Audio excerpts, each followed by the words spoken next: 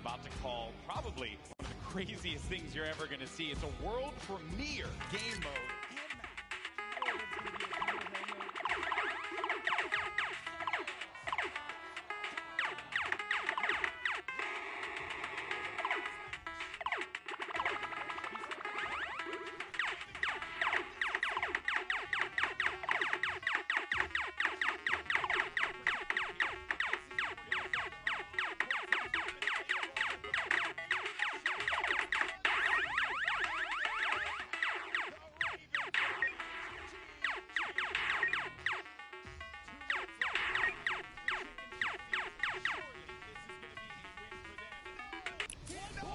It's 1 point remaining, and the Little Whip Warriors might be able to come back into this with enough time. But there he goes, he jumps right back in, and that is going to do it. GG, Game 3 goes to the Chicken Champions.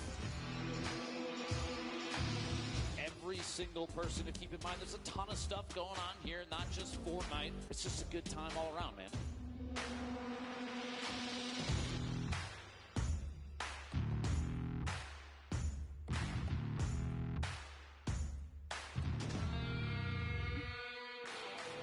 Look at him, just dancing it out. Sitting inside the control point, 6 minutes remaining, but it's not even going to matter. That's a victory royale. Game 4 goes to the Fish Man. Could it happen? Could the Llama Record Company be our first back-to-back champion, or will it be the... The D way. He does it! He got it! Oh, last my! second! The victory royale! He's still in it, he's standing strong, and he wins out on the battle!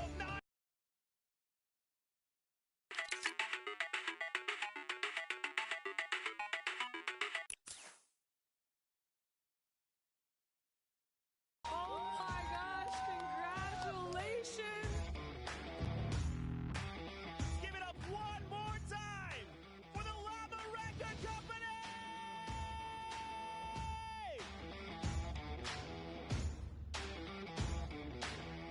Thank you guys for hanging out with us. We'll see you guys on the Battle Bus.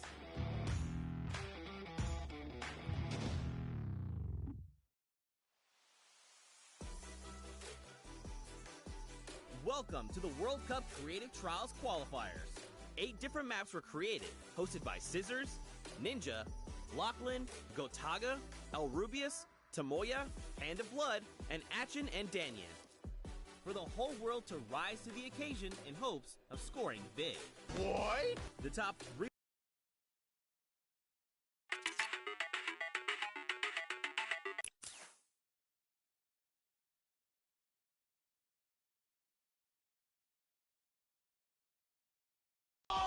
close calls and funny moments. Did you forget who you're watching? Let's dive in and see how they did. Yes! Scissors' time trial was a death run.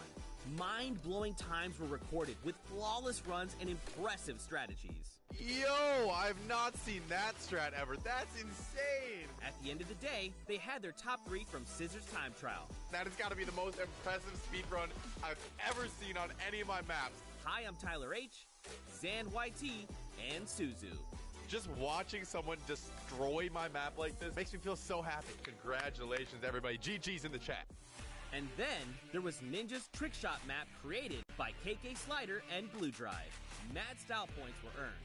Backflips, double snowman into a bunny hop, Double snowman into the bunny hop? hip fire shots with epic timing. And he hits the no-scope. Dude, oh my god, he hit that. What? The top 3 ninjas were discovered to be FaZe Kaz, Grabs the hunting rifle. Bam, Deagle, bam, hunting rifle. Dang, bro. Taka with the weird T, That is nasty. and Taldeck 723. Oh my god, he hit 3 targets. Let's go! Oh my god. Dude, he hit like 5 targets. All right, Taldeck, I see you, bro. Lachlan's Lockie's Landing was created by Wirt Andrew and Dolphin Dom. Full of challenging ramps and a shortcut that was uncovered pretty quickly. So this shortcut right here was put in, and we didn't think anyone was going to find it, but you guys found it within 3 days. The competition was so intense, the top players had to be reviewed with an outside clock. The top 3 airfaring scallywags ended up being X-Sandy, Clytax, and MSYB. I really want to thank everybody out there who participated. This was really fun watching all the runs come through. It was just really awesome to see. After that, we skip across the Atlantic to France, where Gotaga created a bomb defusal map with Nox and Krim. Et tout ça, bien entendu, le plus rapidement possible. Players had to traverse what was dubbed Elixir City in search of bombs to defuse as fast as possible. Players walked on pipes, the edges of fences, used shadow bombs, whatever they had to do to be able to hit every corner of the map in search of bombs. In the end, the top 3 bomb diffusers were RTA, Magma, and Chaps. Next, we went to Spain, where El Rubius' elimination run by Hushin in Iscariot Egg was full of fun surprises. Este monitor que os llevará a un mundo mágico. Such as a Flores lava mechanic and a 1-to-1 recreation of his real-life streaming room. After all that slipping and sliding around the map, it was incredibly close. But in the end, the best times were Mr. Kororo, Ryan Franta, and Bensor. YeeYee a todos y muchas gracias a todos por participar, de verdad. From there, we headed to Japan, where Tomoya created an out-of-this-world death run. ようこそ。このマップはね、1000m 続くアスレチックでいろんな種類のコースが入ってるんですけど And hundreds of players attempted to prove they could hang with the best. It was a death run map, featuring traps, ballers, and clever shortcuts. The top 3 fastest finishers all blew his personal best time out of the water. さすがすぎる。やば。 With his difficult map, Tomoya has collected a skilled team. Some of the contenders even found a shortcut in the map Tomoya himself didn't even realize was there. 当たってジャンプして走る。そしたらなんかね、長い間スピードがつくんですよ。普通だったらこの時点で止まるのに、これ見て。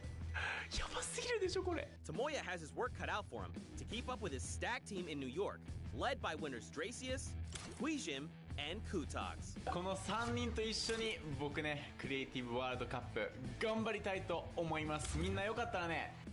Next up, we headed to Germany, where the Spandau trials took place. Hand of Blood picked his team by inviting players into a survival mode. World Cup hopefuls had to survive for 4 minutes in an apocalyptic map, all while collecting bacon by holding down points, shooting targets, and eliminating enemies. Though many participated and survived the 4-minute map, only 3 could join Hand of Blood in New York.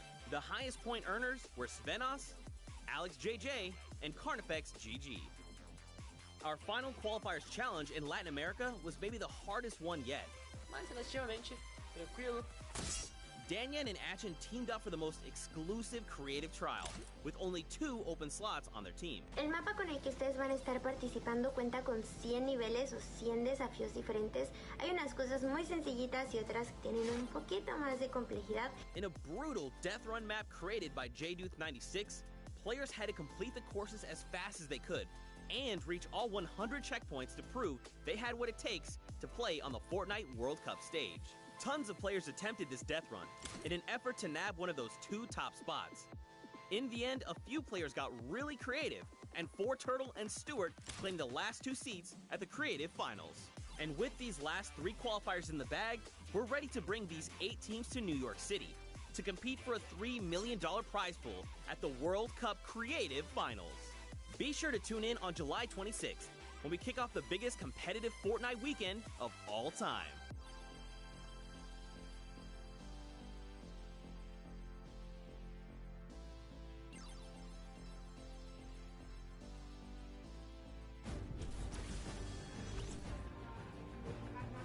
Ladies and gentlemen, Fortnite fans from all around the world, welcome to the Fortnite World Cup Finals. We are here at the USTA, aka the Arthur Ashe Stadium. I'm Zeke, this is Bala, and we have an incredible Fortnite weekend heading your way. We're hanging out outside at the Fan Festival. We're having a blast. And inside of the Arthur Ashe Stadium, we're going to have some of the most awesome Fortnite action for you all weekend, starting with the Creative World Cup Finals. That's right. Let's take a look at the schedule to get a little bit brief about what we're going to be taking a look at all weekend. Today, it's all about the Fortnite Creative Finals and that Pro-Am. Tomorrow, Saturday, we're looking at the Duos Finals, and then Sunday we wrap things up with the Solo Finals. We'll walk away with several world champions, not only from the BR side, but also from the creative side as well. Now, I mean, you know, Bala, I can't lie to you. I am over the moon right now. I'm so hyped. The event's here. You can see the fans. You can hear them. And then we're going to go in and watch all the creative action, solos, duos. It's going to be an unbelievable weekend. I can see you bouncing out of your shoes. And we're going to start with the creative mode, where people are going to compete for the grand prize of $1 million today, and then later on the Pro-Am. But creative's up first, Zeke. That's right. We have 8 teams of 4. So if you've been watching on Qualifier long, you know there's been 10 weeks of Battle Royale. But there's also been 8 weeks of creative qualifiers. 8 team captains have put together a team of fantastic creative individuals that are going to be coming through and competing and participating in the finals. Now, I think it's time to introduce the teams. Yeah. What do you think? Let's do it. Let's do it, Bala. We have teams getting ready. They are walking in. You can see the first view right now. It is the Funky Fighters. They are led by Tomoya. Team members are Kotu, Hyuzi, and Drakius. Now, Tomoya had built this unbelievable speedrun map. It was absolutely insane, and all 3 of these qualifiers actually found a shortcut in the map that Tomoya himself didn't even know existed, and that's how they snagged the 3 spots. So, of course, Kuta, one of the French players, he enjoys all the different sandbox aspects of the creative mode and sharing tons of maps with the community, so he's a creator himself. And then Hyuzi, he's from Turkey. All of our teams almost are multinational. This player from Turkey, and then Dracius finally, the Swedish player who completed the map in 3 minutes and 28 seconds. That was the fastest time out of the Funky Fighters. Absolutely insane. Funny enough, we actually got to catch up with Kotu and hear what he had to say about the competition.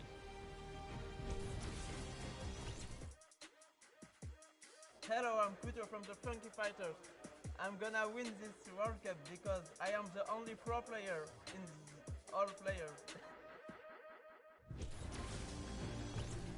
So he's getting ready. We're having a good time. We're going to continue on and welcome the second team to the floor. It's going to be the Chicken Champions, led by Rubius from Spain. They competed, as you can see them now on the floor, an elimination run created by Hus HN and Iscariot Egg. The map was another one of these elimination runs where they actually recreated Rubius's room inside. But Rubius, the player from Spain, he held a ton of awesome live streams that broke records.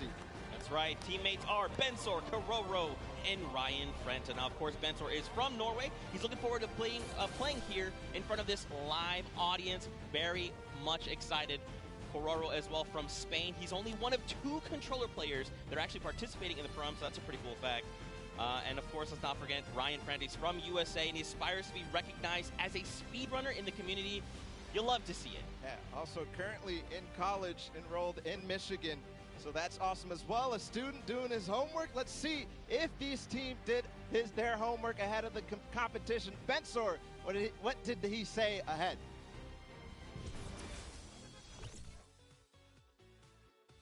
Hi, I'm Bensor, and I'm Team Chicken Champions, and we're not clocking around.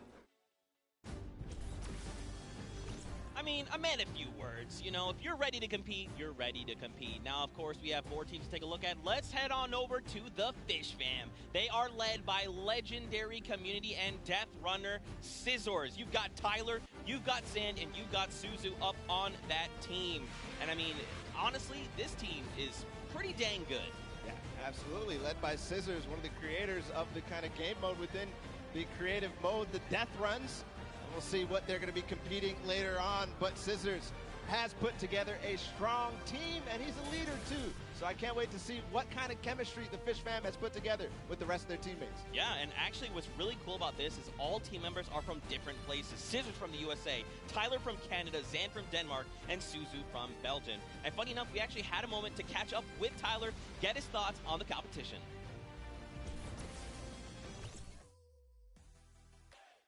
Hi, I'm Tyler H. from Team Fish Fam.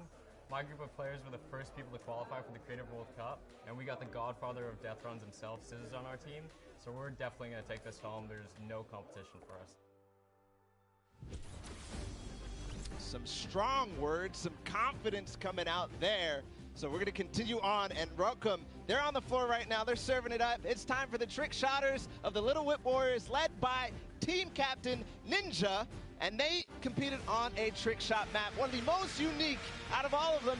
And they're whipping it up, Zeke. That's right, man. You got team members Taco, FaZe Kaz, and Taldex 723. These guys are insane. Now, Ninja, I mean, everyone knows who Ninja is.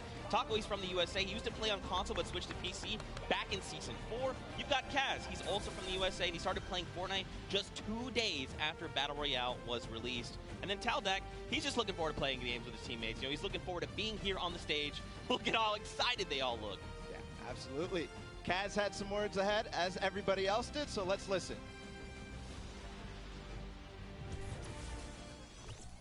My name's Kaz from Team Little Whip Warriors, and we're the most skilled, the most creative, and honestly, we're just the best. Well, there you go. Again, just, you know, when you're ready and you're skilled, you just kind of just, hey, it's fine. We'll be here. No problem. Next up, though, we've got the Ravens Revenge. This team is led by Gotaga. I mean, obviously, you guys know this man is the French monster. Teammates Magma, Artier, and Chappie. Gotaga, who made the map. We talked about it. He actually has played in a number of different things, and we just saw Ninja.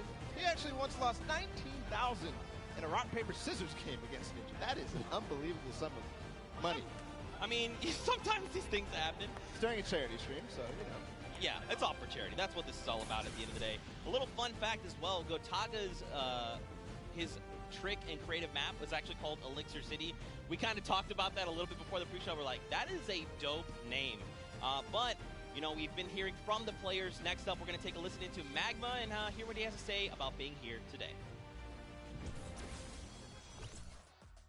I'm Magma, and my team, Ravens Revenge, is going to do really good in the World Cup, and we're going to smash the rest of the competition because we have the Battle Royale skills, building, death run, we have it all. Awesome. We're going to continue forward because we still have a couple more teams. The Llama Record Company is next, and this has some familiar names for the comp Fortnite scene. Led by a Hand of Blood from Germany, they competed on a 4-minute apocalyptic map where they had to survive, so not really a surprise to see Svenos, Carnifex, and Alex JJ there because there are veterans of the Battle Royale format. That's right, and these guys have been competing, you know, since Summer Skirmish and beyond. These guys are amazing. Svenos has amazing shoe collection. You've got Alex JJ from the UK. He also actually played back in the Summer Skirmish, which is pretty cool. Carnifex out from Italy, and the favorite thing about creative mode is that you can pretty much build completely new custom game modes. You like to see it, man. That's ridiculous and funny you mentioned that about shoes from Svenos, because when I met him in Poland, he actually was wearing these gold shoes, so we'll see it maybe if he can pick up something gold later. But again, no surprise that this team qualified in the survival map. We're going to see if they were spinning any plans up ahead of the game. Let's find out. Hi, this is Svenos. I play for DJ Llamas. We're going to win this one because we have 3 pros on our team and a German that is very intense and aggressive for Sundown. And of course, if you watched during the Summer Block Party, you know Sundown had the tongue twister of a name, and they gave it to me this time. The Sunshine Soldiers. Didn't mess it up. Let's go, baby. That's how we do things here. You've got dual team leaders, by the way. That's Danyan and Action from Brazil and Mexico, respectively. Their teammates are ForTurtle and Stuart. Quad 0. 0-0-0-0. Stuart, maybe. You know. This team competed on a speed run. They had to clear 100 checkpoints as fast as possible, and the top 2 joined them. That was ForTurtle and Stuart, like you said. So very experienced in these type of speed runs, elimination runs, the obstacle courses that you have to get through, the Sunshine Soldiers. Yeah, for sure. And Turtle specifically, man, he's just so amped to be here on the stage, meeting, you know, his peers and, of course, some of the players that are all competing across the world. And we actually had a chance to catch up with them. Hi, I'm ForTurtle, and the Sunshine Soldiers are going to win because we have 2 captains, so it's twice as good. Twice as good. Twice as good. We got one more team to join us on the floor. It's my personal favorite team moniker. It's the Loxlands Cuddle Crew, and he's joined by 3 players, MSYB, Clyde Tax, and Sandy from Slovenia. Lockie's Landing was one of the second maps introduced, the Creative Trials, and it was a beautiful map. Yeah, man. Lachlan, had Lockie's Landing up for grabs and up for the test of all the players. You can see they've got the matching team jerseys. This ragtag crew is going to be bringing the heat, and players need to look out. Now, of course, everyone at this point probably knows who Lachlan is. From Lockie's Landing. You've got MSYB, Clytex, and Sandy. And again, just a complete diverse group. Lachlan from Australia, MSYB from USA, Clytex from Germany, and Sandy out from Slovenia. Now, of course, as you know, we've been listening to the players. Clytex had a few words to say. Crew, and we have the best team synergy. Even though our name is cute, we are gonna destroy them and win this competition. Man, these teams are insane. And of course, Creative is always a pleasure to watch. I think we're going to surprise a lot of these players and you guys at home and here in the stadium with what you're going to be seeing. It's going to be a really, really great weekend, and today is going to be amazing. Well, it's like the team captain surprised us with their beautiful maps. I'm excited to see all of them, how they contribute to the game. Lachlan, of course, he did have an opportunity to play at the Creative Showdown in June, so we'll see what he brings to the table, what kind of experience he brings to the table in being involved in that first competitive event in Creative. Yeah, for sure. And of course, for you guys all at home that couldn't make it, we miss you, we love you, but of course, we want to give you guys an outlet to be able to watch the way that you want to. So please, for your viewing experience with real-time stats and different points of view in-game, head to Fortnite.com/watch and choose from this channel a dedicated map channel and 10 rotation options covering a selection of diverse players. We want you to be able to watch the way that you want to watch. Now, of course, Bala, I'm so amped to be here. I could not be more excited. The fact that I'm actually standing still is, I think, a surprise to every single person. And of course, here is just a few more ways that you guys could watch everything. You've got the first place, the second place feeds there, all 10 feeds for your viewing pleasure. If you want to see someone specifically, tune in to them, see what they're doing, how they're kind of navigating the maps, you can do that. That's absolutely amazing to be able to watch from any POV. And just like you said, Zeke, I cannot believe you're still. I've been in the back room getting ready, and you've been jumping up and down. So that means it's Creative time, man. I cannot wait to get to these games, to get inside to the Arthur Ashe Stadium, Zeke. Again, I'm surprised we're standing still. I mean, if you guys aren't feeling the hype right now, you need to open your eyes, because this is it. 10 weeks of qualifiers, 8 weeks of Creative qualifiers had led us to this very weekend, the Fortnite World Cup Finals in New York City. We're going to walk away with world champions. Yeah. I'm so excited. I could not be happier right now. And not only that, we are outside at the Fan Festival having a blast. Everybody's doing all sorts of fun activities. All the people are getting inside, starting to get ready for the show, get in the bleachers, start watching some Creative action, and then later, of course, the Pro-Am. It's a blast. Make sure you're coming down here and joining us. Yeah, for sure, man. Now, funny enough, we actually have Pookie, who is standing by. She's chilling with the leader of the Funky Fighters. That is Tamoya, so let's send it over to her for an interview. Thank you so much, Zeke. I am here with Tamoya of the Funky Fighters. It is so exciting to have you here competing in the Creative Fortnite World Cup. How have you been preparing for today? I just practiced with my team yesterday, and things went pretty good.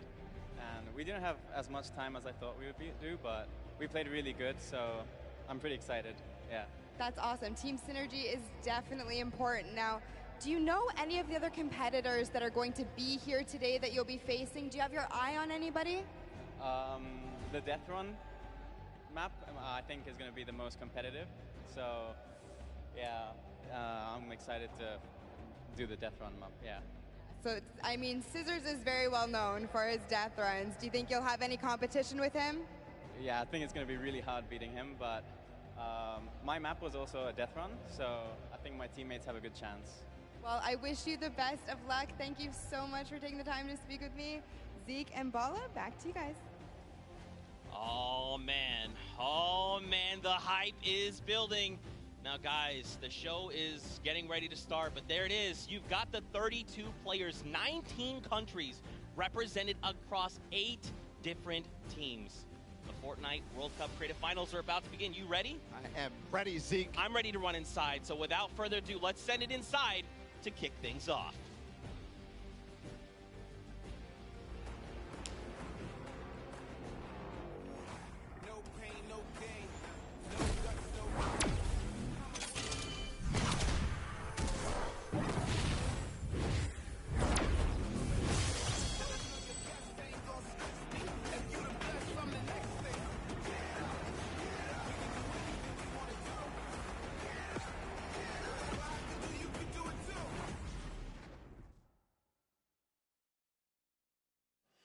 Ladies and gentlemen, what's going on? How you feeling today? That's what I like to hear.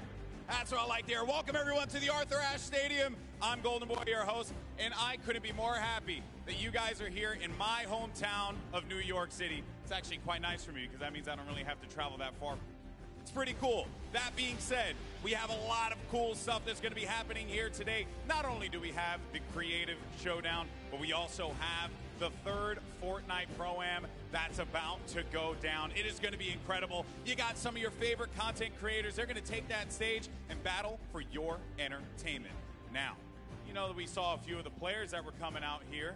We actually have one that you all may recognize standing by with Pookie. Pookie, who you got for me? Thank you so much, Golden Boy. I am up here on the main stage with Ninja. Familiar faces for everyone in the crowd. Let's hear it. How excited are you to be here today at the World Cup Creative Mode? This is something different for you, I'm sure. Yeah, I haven't really done too much creative, but I've been playing a lot with these guys, obviously, the last 48 hours. And no, I'm really excited. I think we got a really good chance, and we're going to have a lot of fun. Now, tell me a little bit how your team came together. Yeah, I checked out their clips for the trick shots that they submitted, and they were all, they stood out to me. They were special, and it was just an easy choice to pick these three guys. And, like I said, we've actually been bonding pretty hard the last 48 hours. So team cohesion is an all-time high.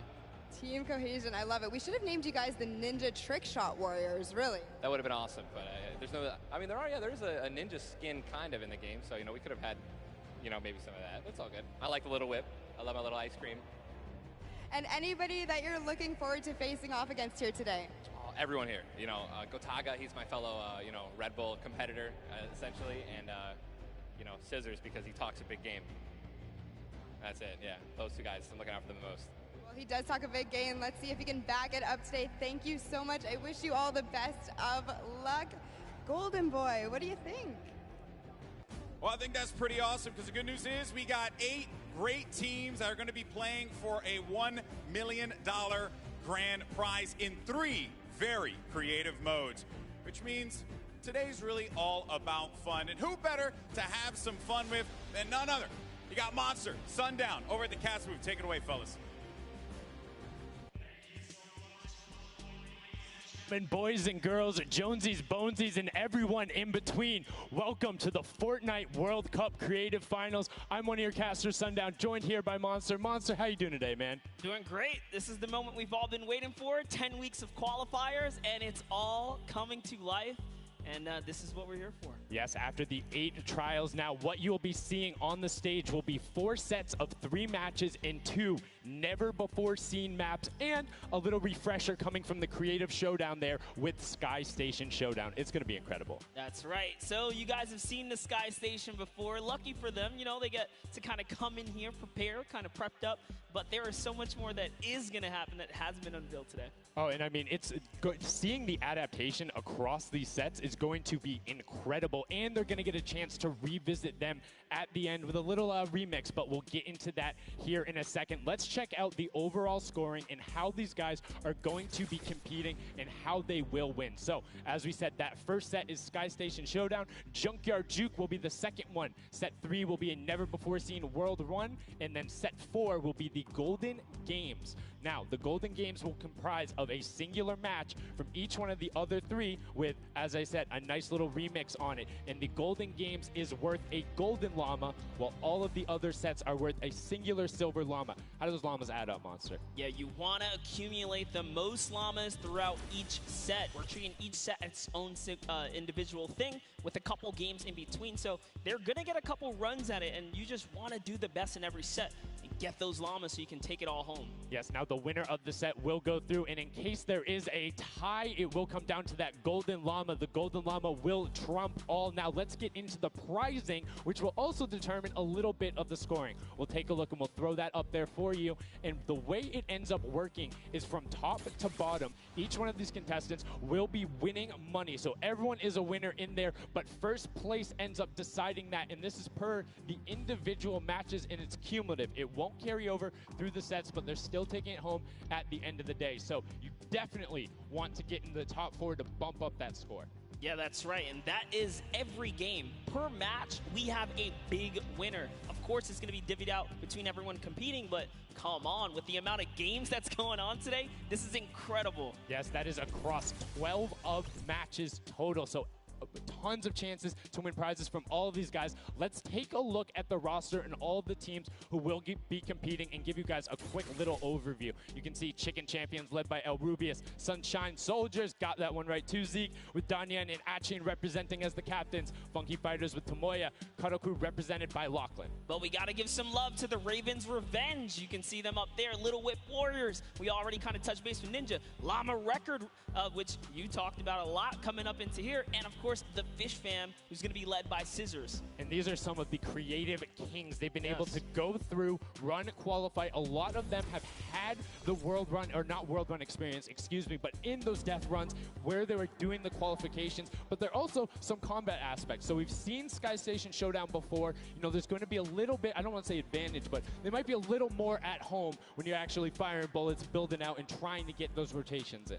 Yeah, I mean, you cannot underestimate any of these teams. These guys grind, and they all play Fortnite. But let's go ahead and take a look at the format here so we can kind of see a run on how they take these victories. So now the VIP will be those creative captains, and they have to be the one in the capture point uncontested to score points. They will get 3 points per second in the initial hills, and then the first team to 1,000 points, or the highest scoring team by the end. And also, the creative captains will be wielding the Infinity Blade. That Infinity Blade will be important because they had to get to the capture points A, B, and C, which will give 3 points a second, and then 7 minutes into the round, point D opens up, where you will get about a lot more, right? 12 points a second. Four times is a lot. That is what you want to do. You want to gun for the point D on the map. That's your comeback, or that's your lead taker. Yeah, you can see a lot change when that opens up at 7 minutes, but now we're going to go in an overview. For those of you who are unfamiliar and didn't get to watch it at the Summer Block Party, we got you. Zeke, catch us up.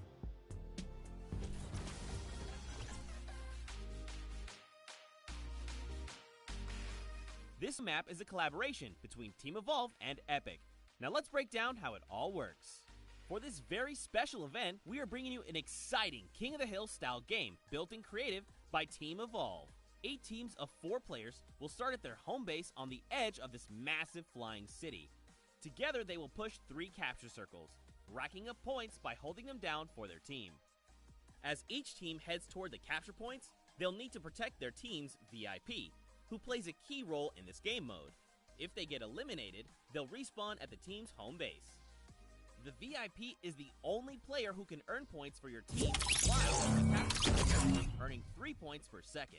They are also the only ones who can wield the Infinity Blade, which deals massive melee damage and enables the wielder to jump incredible distances. It's the rest of the team's job to make sure the VIP gets to the capture circle and stays there as long as possible without being eliminated. With 3 capture circles across the map, teams have to strategize to figure out which point they'll be able to hold.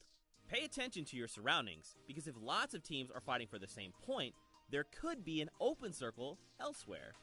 Hold up. Did I say 3 capture circles? Actually, there's a 4th one. Partway through the match, the 4th capture circle in the center of the map will open up and will award 4 times more points per second than the others. But with high reward comes high risk. After each match, teams will be ranked based on how long they held the capture circles and earn overall points based on their rank in that game. Those points will be added to an overall leaderboard, and at the end of 6 matches, the team with the most points wins.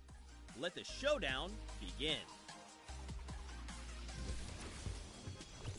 Love seeing that and getting a quick rundown on how the teams can go about playing. Now, Monster, I have to ask you, knowing the rules now, seeing the map, seeing the teams, who is your team to watch out for? You know, early on, I thought the Little Whip Warriors and the Fish Fam were going to do good, but hearing from the Ravens Revenge, Gotaga now, I'm just shifting towards Ravens Revenge here. They've swayed me. Their entrance has really swayed me. They definitely had a lot of confidence down there in Gotaga. It can be very competitive at a drop of a hat. My team to watch, the Llama Record Co., Hand of Blood, Svenos, Alex JJ Carnifex, you heard him talk about it, 3 competitive veterans and a very aggressive German. That's a combination that I want to see on Sky Station Showdown. Now, we've done a whole bunch of talking, but I know why you guys are here. You know why we're here. It's time to play some Fortnite. The Fortnite World Cup Creative Finals starts right now. And this is it. We are loading in. Everyone's hopping out, and they are actually familiar with this map. So we're gonna see the strategies off the bat here. Let's see who can take away and break away with that early lead you saw there. Nice wide shot of all of our captains here. And here it is. Little Whip Warriors in the lead off the bat. Already you can see trades coming out now. A fun fact, the Infinity Blade wielder gets a bonus 100 health and shield. So he's sitting at the 200 mark. On top of that, Siphon is on. If you get an elimination, you get that 50 effective HP back over. That makes the Infinity Blade very hard to take down. They also get those big crescent move jumps to slam down. And as you can see going on the right-hand side of your screen, it is creative chaos all over the place. But now taking in with the Little Whip Warriors as they're able to clean it out, and Ninja's trying to rotate up top. Yeah, I'm sorry to break it to you, but the Llama Record was completely pushed off of their point. And now we have Ninja who's going in with the Infinity Blade. What a player to wield this one right here. Oh, he's getting pushed back. Notice how he doesn't even want to get eliminated. He wants to do as much damage as possible. But is that effective? I think you just kind of reset and you go, or you get up there and you start swinging. The 75 damage hit will be able to take it down, and the Llama Record Company establishes himself right back up. Now, what's going to be interesting to me is how the players utilize their building. You start with 50 wood, and then if you get an elimination, you get 25 wood directly into your inventory. So if you're able to kind of eliminate out and put pressure down, you can get some ridiculous builds, as we're already seeing on top of the Blue Hill. Yeah, this is actually a neck-and-neck race right here in the early game so far. Fish Fam, Chicken Champions, and Raven's Revenge are all trading spots at the moment.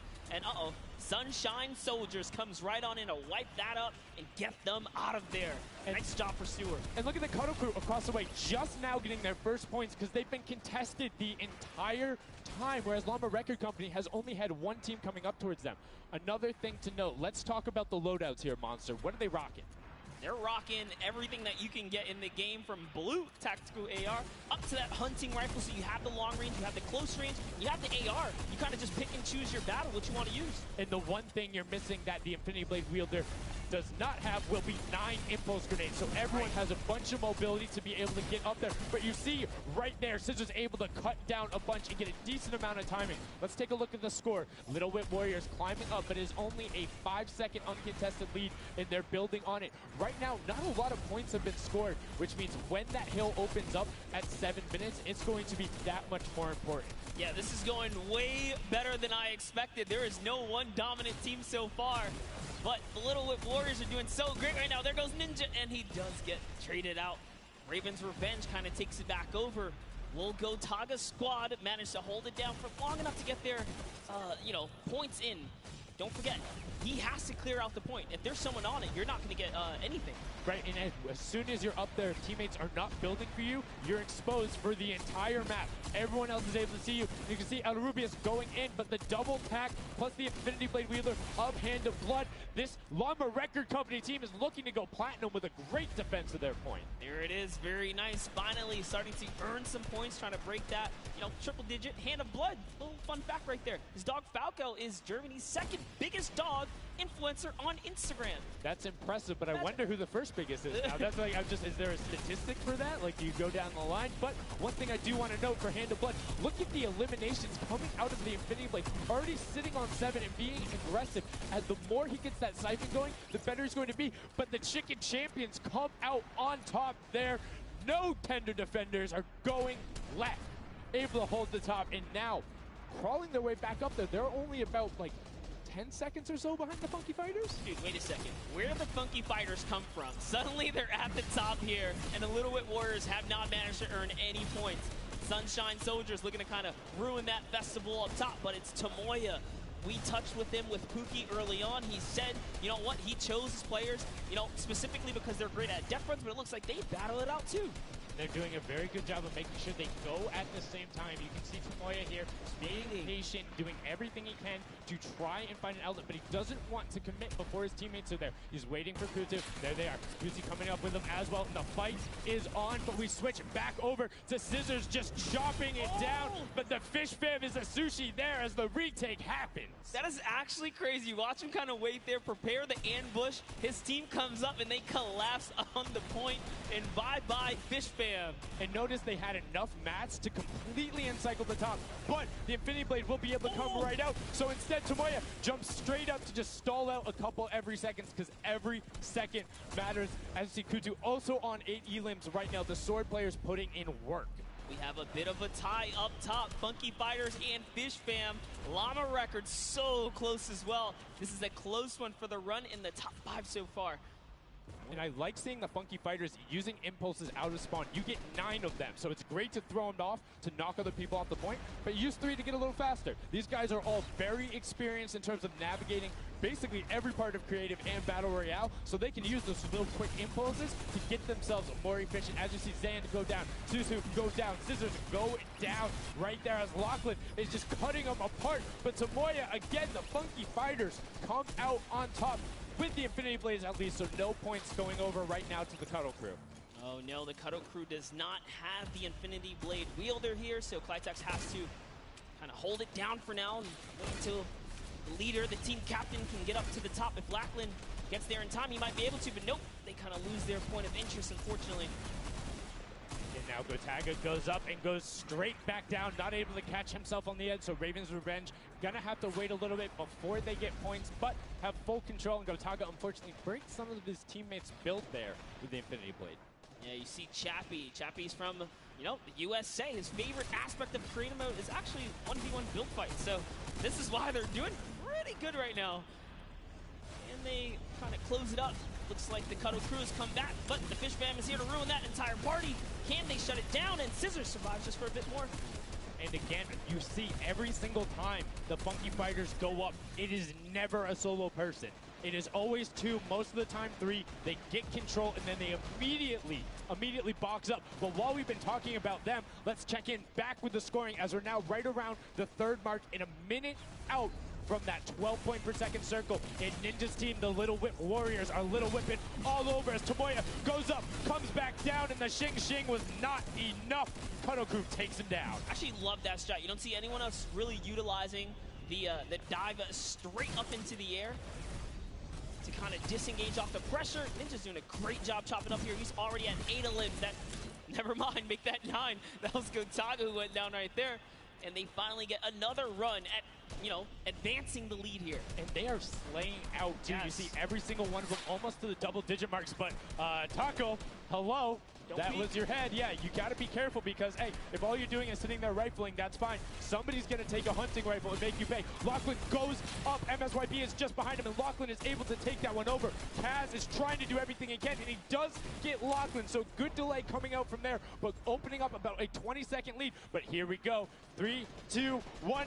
Middle point is open. That's 12 point per second, and right off of the bat, we see Cuddle Crew heading towards it. Impulse is going out, and a swing and a miss there with the Superman jump from Ninja, not quite going to get it as Rubius and him are in the circle right away. Rubius under fire, but Ninja under fire. Who will take it? Rubius has the better sword on the day, and then immediately taken out. This is chaos. Whoever's the last one here is probably going to be the most successful. But remember, you need your sword wielder. Your captain has to be there. If Lachlan isn't there, it's not even worth fighting for. So Claytex doesn't care. He's trying to pick up that Elam counter. And he's on it. He's playing some good defense there. Down goes Hand of Blood. No points for the Llama Record anymore. They actually use that. Just a couple seconds put them all the way back up to 2nd place. And 2 of the Cuddle Crew right now have combined for 31 eliminations, but they're not converting it into points. They're currently sitting at the bottom, 189. Little Whip Warriors do still have a lead, but it's already been cut down. And just as I said, with the middle hill, Funky Fighters almost take it away. There it goes right on over. And you see any amount of time in that middle hill is so efficient. I'm actually loving that little strat right there. They hold a point, then aim out to where these players spawn in and kind of move in from, just kind of pressure them back. Yeah, so that's when you need somebody with a hunting rifle to start taking shots and saying, hey, pick on somebody else. If you look this way, you're going to have to respawn, because if you can get tags, great, but if you don't convert them and into anything, it's not worth it, as I just kind of stuttered, because Carnifex is sitting on 23 eliminations, Hand of Blood on 14 right there. That's why the Llama Record Company is ahead right now. Yes, and they were using that 4x bonus on Capture Point D, which is right in the middle. It only appears after the 7-minute mark. So now that we only have 5 left in the game, it's up to whoever can hit that 1,000 first or the timer runs out. But at this pace, I think the Fish Fam, the Funky Fighters, or the Llama Records are probably going to take it here. Yeah, the Sunshine Soldiers are also racking up points quickly. What's interesting to see is the Fish Fam are pretty much now uncontested, as everyone has tunneled in on that center hill. But once you get later into the game, when you need to kind of go up a little bit more, consistent points end up winning out, because everyone will turn their attention to the 12 points per second. You'll have impulses going down there, random hunting rifle shots, builds 24/7, because they see that tick happening. And look, as I say, all the sword players are down there, 2 of them going off, the tac shotguns being thrown up, walls everywhere, but it doesn't matter. Points aren't being scored right now. Yeah, they're trying so hard to get all the bonus points that the Fish Fam is just like stealing away the lead right now. But also, remember, if their teammates pick up elims, you get matched straight to your points, into your inventory. So they're able to fortify up there, and that's why they're just slowly growing. And you can actually fortify to prevent the impulses from going in, or make kind of a wall to toss it in. As you see, Hand of Blood picking up his 16th elim, but hey, Scissors is chilling. Yeah, Pumpernickel it up, man. Pumpernickel it up. Yeah, let him know. Let him know. There we go. He's saying, hey, you guys, we'll stick to our strategy. Let's see if somebody goes to contest it. There it is right away. They go up, but all 4 of them. You don't want to run into this. They're ready and waiting. They know they have the lead right now. Oh, he's holding a trophy. Look at, he's looking around, he's telling him to let him know, man, and that's what it's all about. They've opened up a 100-plus point lead, but no contention, because everyone is tunneling on the bottom. Uh-oh. And I like this now. Now they're turning their attention outwards. Other teams kind of realize, wait a second, they're just up there scoring. Like, what can you do in this instance? They see the other scores. That leaderboard is running for them. What they have to do, if you're the Llama Record Company, you hold the middle and lock it down for that time. And then the second you get the lead, start running at the Fish Fam. Don't let them come anywhere near any point. Nobody else is going to catch you unless they get the middle. Everyone's attention is there right now. And the Llama Record Company now has the 100-point lead back in the span of just 10 seconds. They let their guard down one time, and suddenly Llama Record takes the lead, as if Fish Fam wasn't just farming all those points. Nope, Fish Fam no longer have a free point. It is up to everyone to stop the Llama Record Company here, because Hand of Blood has 17 elims, and he's going for the middle now. He's got his team ready. Let's see what's he going to do. Hits the vent, goes right in, nice and sneaky. Oh, he's still waiting. Look at the big brain plays. Comes out the collateral right there, and it's all his. The center point is his to earn points now, Sundown. It's so close. It's just a few more Gotta takes. stop him. One more goes over, and that's it. Llama Record Co. takes the first match. Hand of Blood, Svenos, Alex JJ, and Carnifex are your match 1, set 1 winners right there. Incredibly impressive coming out. Well-executed gameplay, and they say, Scissors, you can hold that L instead of the trophy. Don't celebrate too early. It's the World Cup Creative Finals. Every game is worth so much money as well, so much prize. So to take a victory off the bat, you have to be feeling great. And that was your fan fave to pick. I mean, they had everything going in. They're incredibly confident, but they had to make sure they were able to get it. You can see the last few moments, they'd already boxed themselves up after clearing out the Funky Fighters, who were the only other contestants. The Funky Fighters actually also passed the Fish Fam in the last moment, which is huge in terms of not only the prizing, but what will end up being potentially a llama in the end. That's right. That is right. Loving this replay right there. The let's goes, the energy is real. You can clearly see the excitement. That was a great game to watch. It's fantastic. Honestly, I love Sky Station Showdown so much because I think there's a level of depth there, right? Everything is wood, so you're able to like kind of hit through it, and the Infinity Blade cuts through all of it right away, but the Infinity Blade wielder doesn't have the ability to build, needs the support from his teammates. So you saw the people who were roaming in packs of 3 and 4, incredibly successful. Yeah, it was kind of unfortunate. The Cutter Crew was like slaying, legit. So many elims, but not a lot of points. And that's because play that split game, it's not going to work out. You have to convert it into control. It is a control the point game mode, and if you're not doing that, the other players are going to be doing that, as you saw right there. And what was unfortunate then for the Fish fam is they got contested twice in a row right after and just couldn't get reestablished. They couldn't group together in those long spawn lines like you were talking about. I mean, they can be painful. Yeah, you know, I was rooting for Raven's Revenge, man. I might have to jump on the Llama Record Company bandwagon. Bandwagon it? Really? One match? Just one, dude. One match? That way. was quick. All right, well, he jumps on the bandwagon. We're going to jump on over to Pookie, who has an interview for us. Thank you so much, guys. I am here down on the arena floor with our champions here. We have the Llama Record Company. Now, have any of you ever played this? Let's go to you first. Yeah, we had a few training sessions yesterday and we were totally dominating the game mode. So, I mean, we are by far the best team here. And right now, we feel very confident, yeah.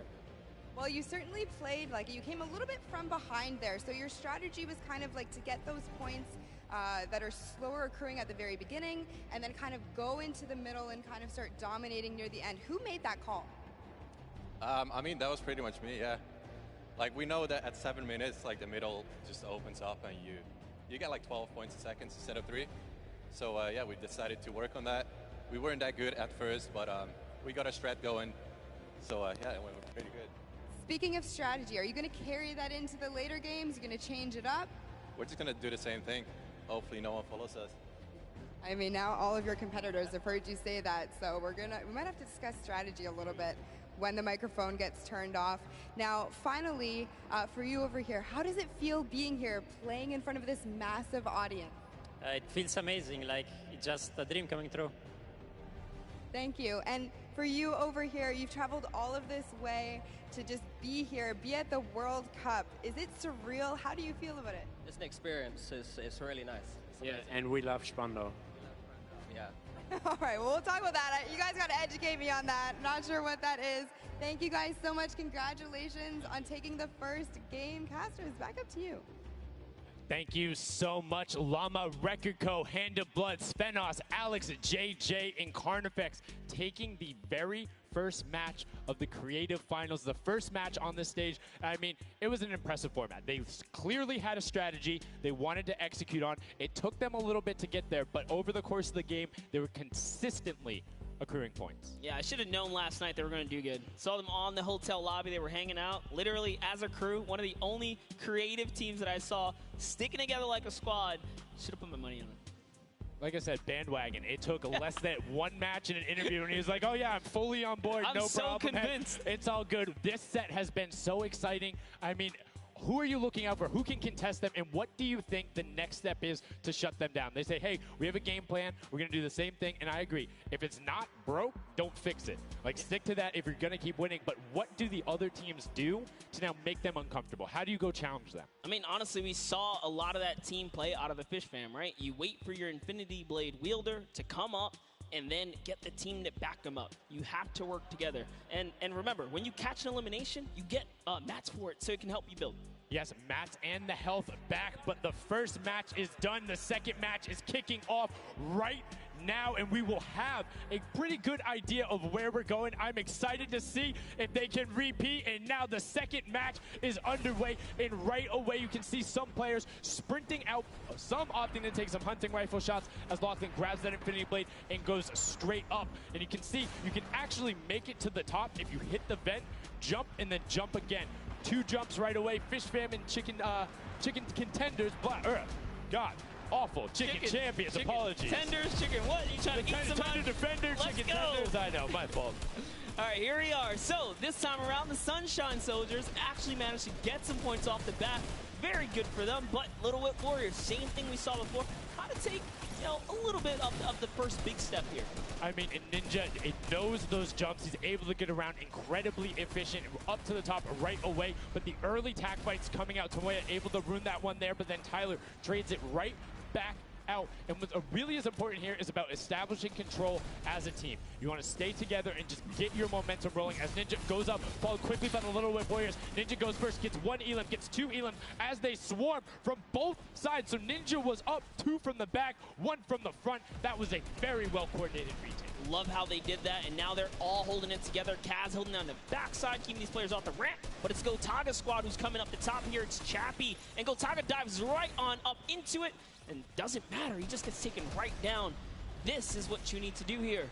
6 eliminations already coming out from them. Taldock with 1, Kaz on 4, and then 2 for Ninja with the Infinity Blade, as Taldock is immediately spraying down shots, making it just a little bit more difficult. But boom, there come the hunting rifle shots, and Taldock is taking shots as well. Out of builds and needs to back up and use his team there, and Gotaga goes straight up. Oh, they need some builds for their backside because they are getting sniped straight out of that spawn point there. It's Raven's Revenge, who they're just kind of gatekeeping at the moment, right? Look at Chappie's like, dude, I can't even go up right now because the team is up there. It was a good challenge, and he did some damage, but Ninja was all over it. Now already up to 4 elims, opening up a 60-point lead, but have to keep an eye on the other parts of the map as the Chicken Champions are doing their best to hold the top but get pushed out. Kaz finally gets taken down, but 5 elims on his first life there as Ninja challenges Magma. Will he be able to clean that one up? Yes, and he does. But Chappie's on the other side. Slam goes down right away, but now we're over on board with your match 1 winners, the Llama Rekiko, and they're already slaying out as well. 12 elims for them, but 0 on Hand of Blood, which is actually efficient. Assuming he doesn't need the health, will have the sword regen going through, but he can't use the builds, right? So yeah, other people need them. He can't build. He also can't get hit right now, so he needs to be careful because he is 1 shot away from getting taken out here. But someone dives right on up. He has to put that pressure down, and it's the Chicken Champion to make a quick end of him. And it's their turn to start accruing points, but no. Chicken Champion leader goes down there. Good attempted defense from Carnifex. Was able to trade out 1, but now we have 2 swords up top. Gotaga and Lachlan just trying to beat each other up, and Gotaga comes out the winner of that one. Other Cuddle Crew team does pick it up there. Just remember, it's 3 points when you're standing in the circle. Uncontested, it has to be the VIP in there. When we hit 7 minutes, there's the 4th circle that is 12 points per second. Yeah, this is definitely very intense for Tomaya here, who again has no health. The Funky Fighters are trying to get that dominant lead they had in that game 1. Can they get it? Ooh, knows he's on camera there, gives a little bit of a taunt. And uh-oh, is he gonna challenge? No, stays back, says, you know what, points are more important right now. He's just focusing in on the points here.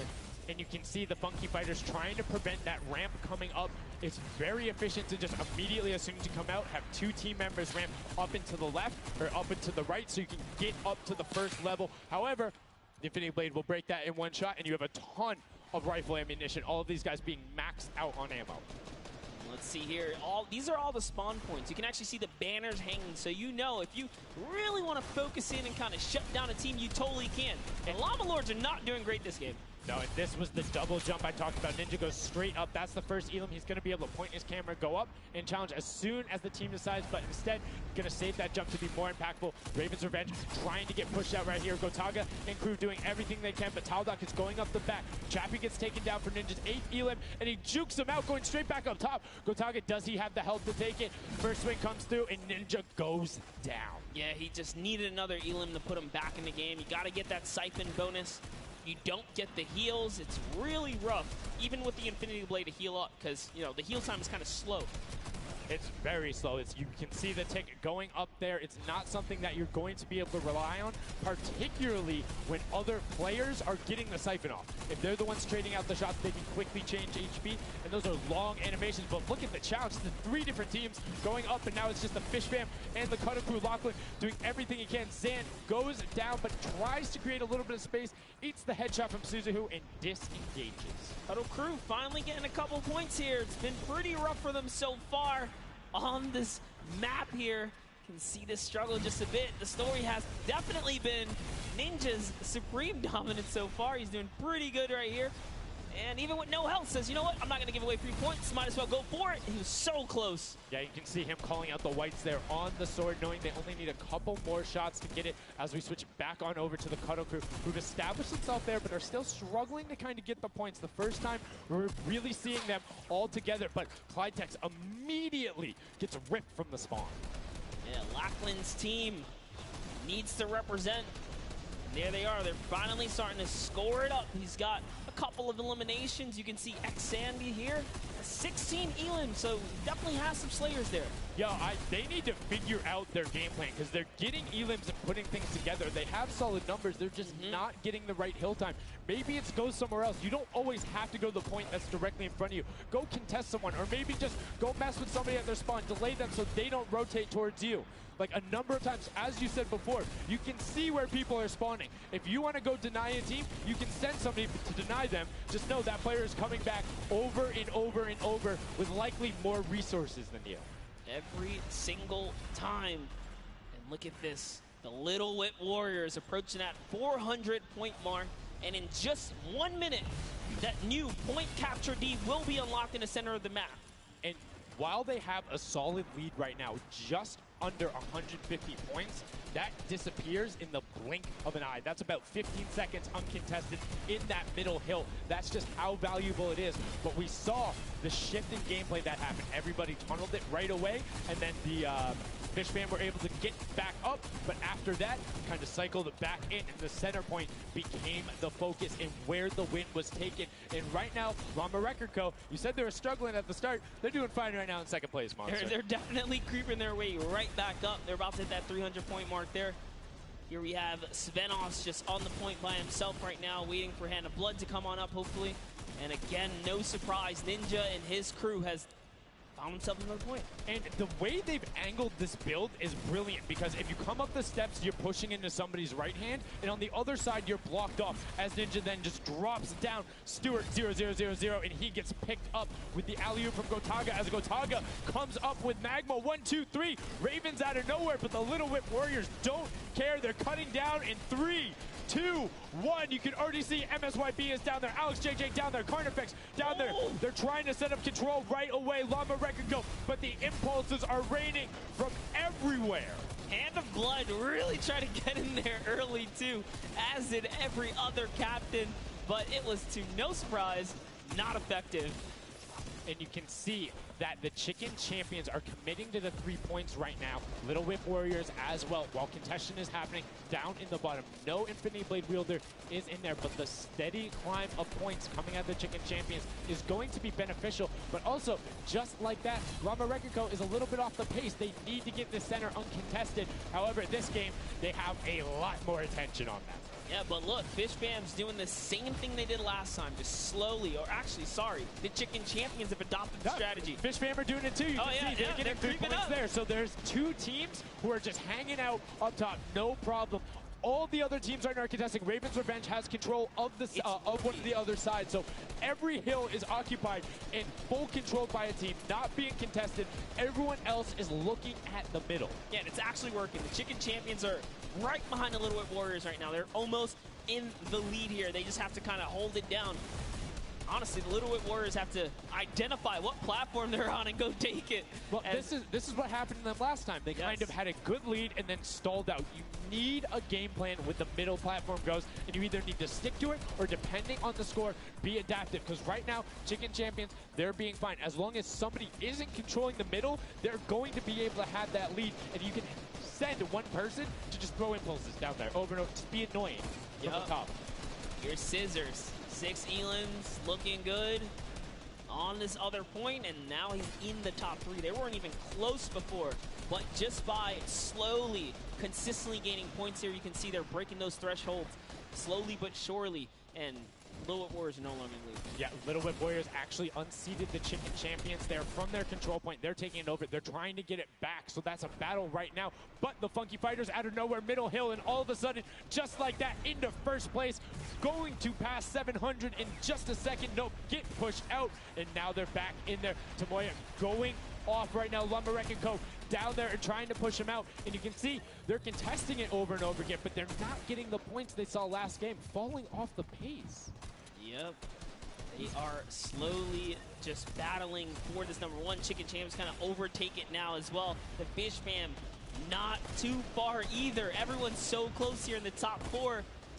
Don't forget, if You take a victory, you win 55,000 bonus in prize. And right now, Suzu is going off 21 eliminations. And right as I say that, apologies for the caster curse, but 21 eliminations from the Belgian. He loves practicing his builds in creative and is showing it off here with really clever defensive cone edits up there. But right now, Little Whip Warriors are going at it. Tomoya gets the better of Ninja and he gets cut down, but Funky Fresh Fighters then get sent all over the place thanks to the impulses from above. I love this strat. He kind of sends out for a second there just to kind of catch a breather, see if his teammates come back. But unfortunately, the timing was just a bit off. And the Llama Record Company now control the middle point. For how long, we will find out here, as this is their comeback story, because they need these points desperately here. Hand of Blood still alive just long enough to get a couple of more points. But Scissors is playing the long game here, just eating away at the threshold here at the top. So Suzu isn't grouped with them. I'm assuming they've sent him to just go either watch middle and be their middle control. No, he just came up the backside. There you go.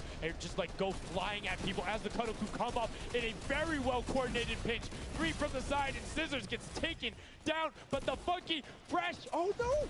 No, they got 1 stopped. point. Well, 1 point. Yo, so if you are the Fish Fam or Little Whip, right now you have to send somebody to stop them. If that Infinity Blade wielder gets out of spawn and goes anywhere for 1 second, they will win. Somebody has to deny him. It is all on Tomoya.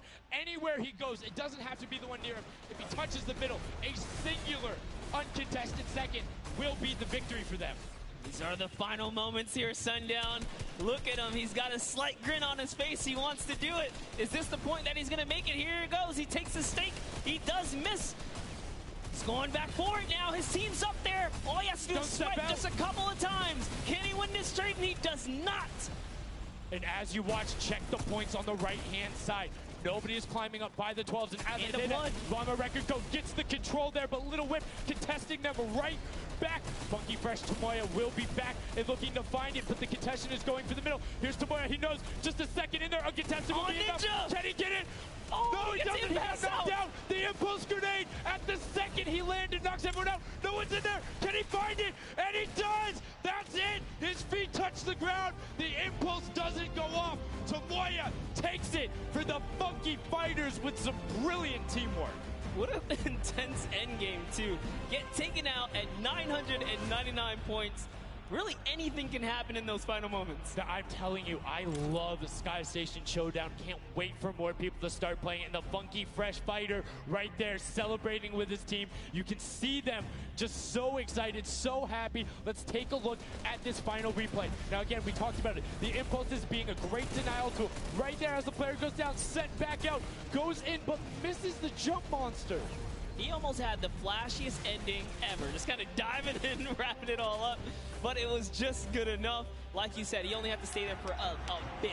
And even with the impulse bumping him out, that's it. And I mean, you saw the impulse explosions the second after going off. The team's doing everything they can, but it was not enough to shut down the Funky Fighters. Tomoya, Kutu, Huzi, Dracius, incredibly well done to take the second match of the first set at the Creative Finals. Yeah, you know what? I am a Funky Fighter rooter and supporter now. I'm rooting for them. Really? I can't do it.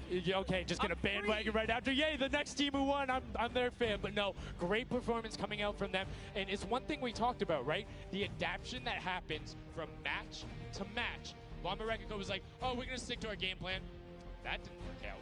Yeah, it really didn't in those end game situations. They really just kind of crept up and snuck and took the entire competition.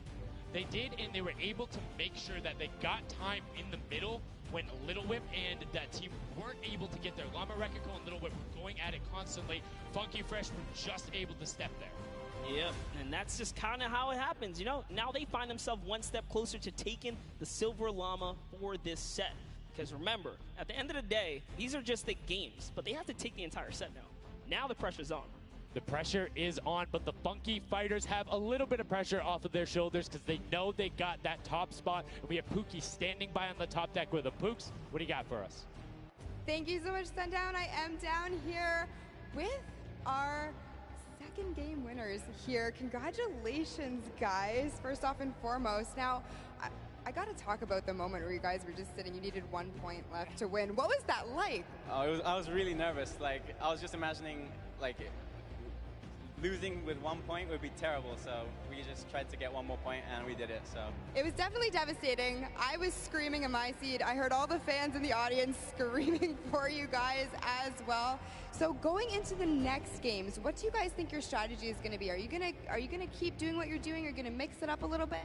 I think doing what we're doing is fine because first game we got second place, second game we won. So yeah, we're gonna try and do the same thing and hopefully win again. And hopefully have more than a 1 point buffer, right? Yep, yeah, definitely. For sure. Now, just coming over here to you, what has it been like to be here at the Fortnite World Creative Cup, just playing in front of this audience, you know, hearing everybody cheer for you guys to win? What is that like? It's fun. That's the only thing I can think of. It's fun to compete against everyone else, meet your teammates, and just have fun. Yeah, and have you guys had a chance to play together before? Is this your first time playing together as a team? I don't hear it, sorry. Is it your first time playing together as a team? Yeah, it's the first time. Well, you guys definitely make it look super easy. Thank you all so much for being here and talking to me. I'm going to let you get back, get your synergy back together. Sundown and Monster, back to you up at the desk. Thank you so much, Pookie. And the Funky Fresh Fighters, I mean, their game plan has been solid. Second place, first place. Now, I understand why you might want to bandwagon a little bit, but I'm still going to hang out with my Llama Record Co. But I want to talk about the changes we saw from match 1 to match 2 in terms of gameplay, and was it what you expected? Definitely not what I expected. I thought Gotaga's team was going to come out here and crush it right behind the Fish Fam, but as you can see, huge upsets. Anything can kind of go either which way, and I mean, talk about like kind of beginner's luck or something like that. You just put a team together. They didn't practice. They're just coming out here and wiping players up, so a lot of talented players here at the Creative Finals. I mean, Tomoya talked about it. He was like, hey, when I pick my team, very confident there with their death run ability. Want to see what they do in the elimination race during World Run, but doing incredibly well so far at Sky Station. That's going to be a confidence booster because if you can get the Silver Llama there and you're confident in your ability on the World Run, you're set. Yeah, you're just one step closer. So with the first place and the second place, they're clearly having a good set so far here at the Sky Station Showdown. Yeah, it's been very well done from them, but it's still anybody's game. Don't forget, the winner of the Silver Llama is the one who has accumulated the most prize money across, which equates roughly to placements, but you don't get punished if you're placing in that bottom half. 4th through 8th, all receiving the same amount of prize money in each one of the matches. Yes, everyone is a winner. So you really have to fight till the end, regardless if you're in the lead or not. This is why these guys are going for it, because this is life-changing prize money on the line. And I mean, we've seen the difference 10 seconds in that center circle. 120 right there. It makes a huge difference, but enough of us breaking it down. We're going to throw it outside to Bala because he's going to show us what's up with the tactics. Bala, what do you got for us? I'm out here at the Fan Festival, and I don't have a bandwagon here, but maybe after this set I'll have to hop on somewhere with Monster. We got a ton of awesome action. I've been watching it, and I have to show you guys what went down in that first and second games. It was awesome. First off, the Llama Record Company started off with an amazing take, cohesiveness on the point. Every single time they went up here, they were going from 2 sides, 2 angles, and the sword approached at the center, but made sure that he was the most important person not to go down.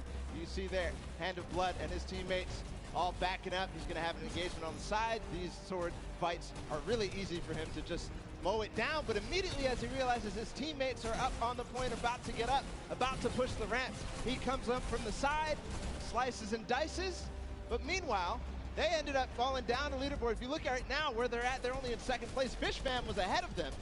But all while Scissors was dancing and talking all the smack, telling his teammates to try to get the crowd involved, it was Llama Record Company making the plan, making the play to get in towards the center. Absolutely amazing take in the center on this first game.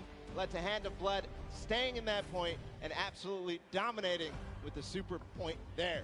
Guys, 2 matches down on Sky Station Showdown, 1 more to go. We'll see where Monster lands at the end of this, because I will maybe join you on that bandwagon. Guys, take it back.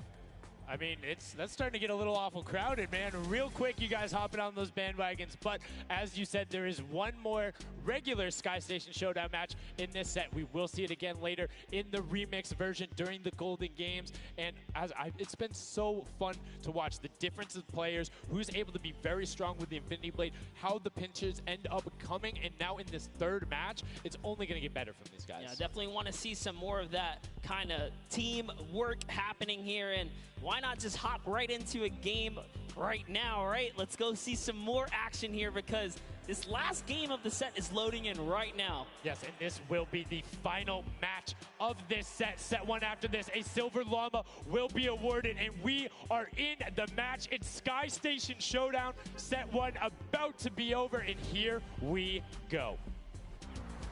All right, gotta love those players just kind of beelining out. And don't forget, you know exactly who your neighbors are. You know who is to your left and to your right because you can see the banners and the designs on their spawns. And a nice look at our captains right there. And right away, you can see a number of teams finding ramp paths where they're able to use their first 5 materials, next 5, Sword does a double jump, boom, right to the top. Chicken Champions excellently executed. Yeah, this is what matters right here, is stopping the Funky Fighters because clearly they have been doing some good work together as a team so far. Tomoya is off to the races here though, sent to run away. Can the Sunshine Soldiers come back? Can the Cuddle Crew make a big appearance for themselves? Because they can really shake it up here. It can go any which way depending on who has the most victories really in the best placement. Yeah, so currently you will see the fact that they're able to be pushed off right there. Llama Record Co putting shots down towards this one. You don't want to peek though because the hunting rifles will be coming out in the shot. Just misses Carnifex right there. And he trades back down. Ninja firing it off but gets pushed out by Raven's Revenge right there. Yeah, Carnifex having a tough time kind of listening in there. Carnifex was sniped from the side. Now we have Taldak here jumping right in from the Little Whip Warriors. He's going toe-to-toe. Gotaga's down and out. So, if I'm the Llama Record Company, and I know I've won a match, and then I did okay in the last one, they were in 4th, so they were there, they're close. Funky Fighters have a win in a 2nd place. Do you send somebody to just hard deny the Funky Fighters the entire time? You don't get the Silver Llama if you don't, right? If the Funky Fighters finish above you, they're going to be finished off. Do you think they can spare somebody to do that, though? Because it's better off to deny them than it is to push up the top. Yeah, but the problem is then, the Little Whip Warriors have been so consistent, you literally allowed them to snipe the competition because you over-focus. So I think the play here is play your game, and if anything, stay away from them. Let the rest of the server do that, gritty work for you and dominate the other side. Take that victory. There you go. I like to hear it, Monster. That's fantastic analysis. That's why we keep you around. The breakdown and making sure you challenge the initial opinion there as the Ravens Revenge are able to get on the top and in a fantastic spot of control right now, building up a 40-point lead. Yeah, even Gotaga's team is still in this. They've been doing relatively well so far. Here it is. He just kind of goes toe-to-toe and Ninja strikes him right down. Oh, but hey, his teammate comes on in, Raven's Revenge. Who is that? Magma comes right up to the top. And give you guys a little fun fact about Magma. He's from Australia. He started playing in Fortnite Season 2. His favorite aspect of creative mode is actually speedrunning. Always finds new ways to kind of play the game. I mean, good on him, man. I get incredibly frustrated by that, but then watching these guys do the speed runs and how quickly they go through and how efficiently, it just reminds me why we're up here talking about it and watching them do this creative madness as Scissors cuts through the competition, goes straight up to delay and right back down. Cuddle Crew not quite able to get him. It goes up again, so right now just denying the Cuddle Crew the points, but we talked about how we want to see more from them right now, pushing into the top 3. Yes, the Cuddle Crew, come on, make a big appearance. Every game is worth so much. You, at the very least, want to be up in that top 4 contestant so that you can take a little bit more home with you. Here it is, Ninja. Disengages, actually just takes down Magma. And hey, I like the strat here. He says, you know what, I got low health, let's just get back on this respawn wagon. Doesn't even give anyone the satisfaction of stealing the siphon. I was about to say, no siphon, no materials, quick reset, knows he can get out there, was basically in his spawn anyway. That is the type of competitive edge Ninja always looks to give himself. I love that. That was like 200 IQ low-key right there. It was very well played. But back to Gotaga and Hand of Blood here in the same shot. Hand of Blood he can't do much. He knows there's a team up there. Waits for his entire squad to go up the ramp and then hops right to the top. But now back to Gotaga, who's on this going by himself. He wants to kind of bait him into the close. Can he get the hit? And he does. Talha goes right down, straight to the top. That was sick, using the jump right as the animation had started to make sure he clipped them from the bottom, dodges the Funky Fresh Fighter out. Gotaga now getting pinched from the side. 3 of the Funky Fresh Fighters up there doing everything they can, and the shots will come out, trying to find it. And Dracius is coming back up to try and get some defense there for Gotaga, instead just going to disengage. And it's actually prime movement right there as well. You just see him baiting and switching, going back and forth, trying to get in there, see if he can kind of sneak in and get some extra damage. And here it is, someone's in front of him. He only needs 2 swipes. He goes down, he gets the siphon. Oh, cannot convert another, which would have kept him in the game. His teammates are here though. We're seeing a lot more points being assorted. It's a little more top-heavy this game, going towards the 10-minute mark right now, with Raven's Revenge and Llama Record Co. 100 points clear of the rest of the field. Unfortunately, though, the Funky Fighters have fell to the bottom of the totem pole. If they can't come up to the top, they actually are pushing themselves way out of the average running for the win of this set. So they really need a massive comeback here. But Savenos is showing why he's here with 13 eliminations already, and bye-bye. Ball's down. Lucky for him. No ball damage. Yeah, it does reset, and that might be one of those moments where you opt for deny, and in fact, he does saying, hey, I'm at 5 HP anyway. I'll see you in a bit. I gotta respawn. Smart play for him. Sunshine Soldiers having a spot to themselves as well right now. Not quite sure who they pushed out here, but the impulse are flying overhead. And Gotaga, they're doing so good at holding the point here, and this is why they're in the #1 lead. But they don't have too much cushion to play with. No, particularly when 12 points per second on that central point. B is open. Gotaga checking his surroundings. No shots coming through. And Arte actually using the door edit and just a little counter edit to make sure that nobody is able to come up and contest him, and it just starts raining shots down towards the Little Whip Warriors. Raven's Revenge making their lives difficult this game, but up comes Ninja. RTA goes down. Chappie goes down. Ninja gets the slam. Gotaga, will he be able to find the last hit? Ninja intelligently backs away and strafes it out. Teammate picks that one up, and they get control. Yeah, I love how he played that, stepping and sidestepping so that he can just stay alive, because it doesn't matter if your team successfully wipes a point. If you don't have your captain there to seal the deal for the points afterwards, then you cannot earn anything from it. Here comes Gotaga. He's throwing himself into the fire, straight into the point there, and he gets taken out. Here it is. Tomaya's team has fallen to last place. Can they make a miraculous comeback here before the 7-minute mark? Maybe kind of get themselves in the running. They're trying their hardest. And I mean, generally we talk about caster curses. It might be like player jinxes going on right now. Everyone's saying, yeah, we're doing well. We're going to stick to our game plan. That just shows you no one is safe here. These guys are evolving, and they're playing a better game after game. Here goes Scissors. He needs one more swipe there, but Clytax wins the small engagement. And Clytax has been fragging out. He's been playing so incredibly well, being aggressive, getting in players' faces, and doing it all with that rare tag. But he's been consistently highest up there in terms of the elim. You see Portugal trying to get some pressure down, but good defensive building there from Kororo. Ryan Frantic comes out the side and cleans it up, but there is Hand of Blood coming directly down. Danya is also up there. We got a 3-way battle, but it's 4 chickens saying, this is our roost, get out. That's right, coming right up to own it all for themselves. Rubius doing so good right now. He's from Spain. He actually has a record on, was it YouTube for live streaming? 1.1 million viewers, imagine. Yes, one of the biggest content creators in Spain.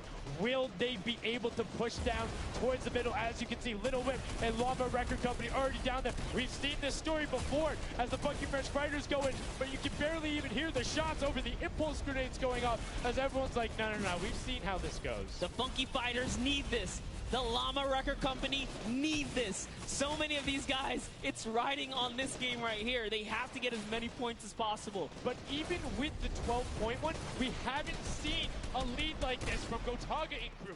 They are nearly 300 points clear of the next team. Nobody else is contesting there. The Cuddle crew has now been able to catch up a little bit, but they both just established control in their top zones, and Cuddle crew won't pass Raven's Revenge by just sticking with 3 points. They're in a fantastic spot to win this match. Yeah, they've actually been very consistent as well, right? They've been doing okay in that top 4, just doing a pretty good job at staying relevant after all of these rounds. So if Gotaga's team takes this, we actually don't know who can take this set right now. It's actually that close right here. Little Whip Warriors have kind of fallen down a bit here, but Funky Fighters clearly in last place is not good. And now, right now, you can see Tomoya coming in, doing everything he can to knock it down. Carnifex challenging as best he can, and Lachlan is just hanging out inside the cone. Lachlan's doing a great job here. He's just kind of hiding, loving the low profile kind of position and take here on the point. He was hidden, but hey, he has to come out now and defend themselves. It's 3 chickens who surround him and take down that Cuddle Bear. Oh, man. They're supposed to be the tender defense, but that was a whole bunch of aggression coming out from them there as they now immediately look and start to take shots. And the Ravens Revenge have now finally been unseated from their 3-point game. So a little bit of room to start for the catch-up, but it is utter chaos in point D as Tomoya gets taken down and the Funky Fighters are still in 8th place. There's still 55,000 minimal on this game alone here. You want to win this one. Ravens Revenge, can they hold it? Or will Cuddle Crew find themselves a big piece of the pie here? Because we're in New York City, you know, you got to make pizza references. That's how we're doing it. Here comes Gotaga kind of hopping on overhead. And all right, he wants more points. He's hungry for it. It's unfortunate they're just clipping off the side as Magma goes down, sitting on 23 eliminations right now. And Kodaga doing his best to find where they want to go up, waiting for his team, but knowing that time is running short since that middle hill is still open and being constantly contested. But the Cuddle Crew are catching up with their steady 3-point game. But now Kodaga goes up right around the back, able to pick up the Elim, and control is rested. This is scary because the Cuddle Crew is also getting points right now. So yes, they're getting a lead, but the Cuddle Crew is keeping it very close. They're keeping it very close.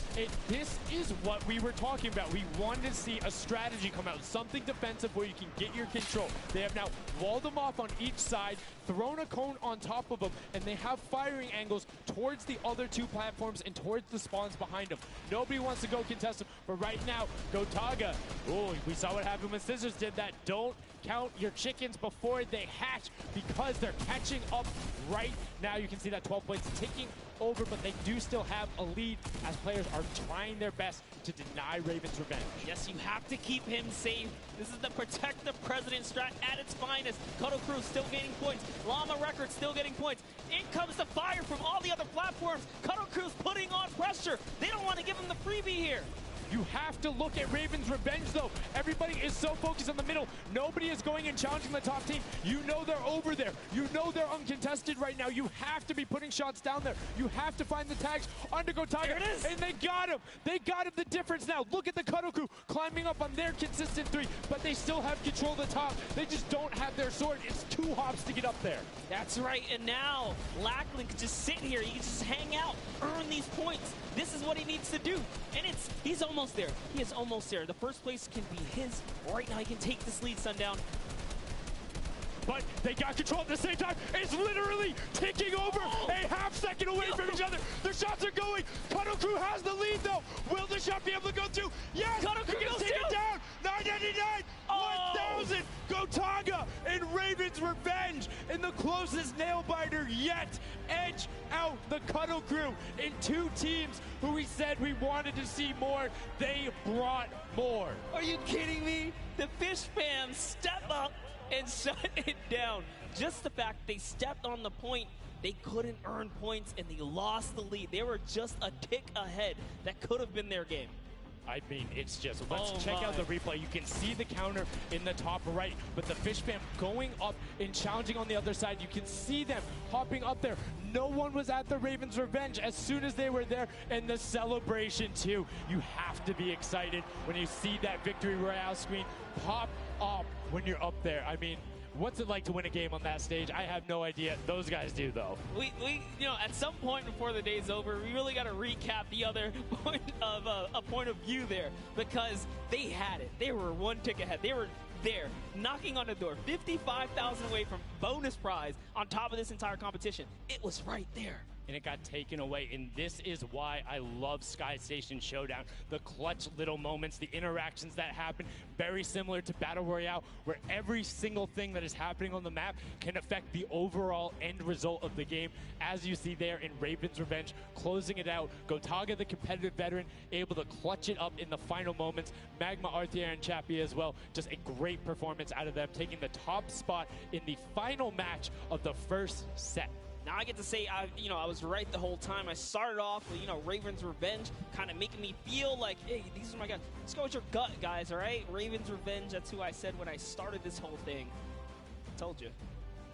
He's not wrong. They were able to take it there, but we're going to throw it up top to an interview with Raven's Revenge with Zeke. Zeke, you there, buddy? I am here, son. Now, thank you so much. Fun fact, Monster did in fact say Raven's Revenge would win. I've got your back, Monster. I am here. You guys got your revenge. I got to ask, first question to you, Gotaga. How does it feel to be here in the stadium, the fans, the roar, and to be facing off against your peers? Was it what you expected? Honestly, it's crazy, and I have a really strong team. We are learning a lot from our mistakes, and I'm so glad to be here, to be honest. I don't know how to describe it. It's pretty crazy. It's pretty crazy being here. I'm right there with you. All right, so now who's the overall shot caller? Is it Gotaga? Is it you? Who is it? Kind of all four of us. We were playing too afraid at first, so we just had to go in there and just kill them as fast as we could and then spawn trap. That was our goal. Okay, what's the strategy like? Are you guys, talking through at the beginning? Are you guys waiting for someone else to make a move? Or are you guys like, no, we're going in first? Yeah, we're trying to, really pressure Ninja's team. We're trying to put pressure on that green point. And, we were able to control it over them. They ended up wussing off over to the center. And, we were able to play our game and play what we wanted. Awesome. All right, final question. What do you want to say to all the fans that are here watching, cheering you guys on, and from home? I don't know, it's just incredible. I'm happy that so many people are here. I don't know, just enjoying the show. It's amazing, honestly. Well, congratulations, guys. Now, I believe for now, we're going to send it over to Golden Boy, who is standing by.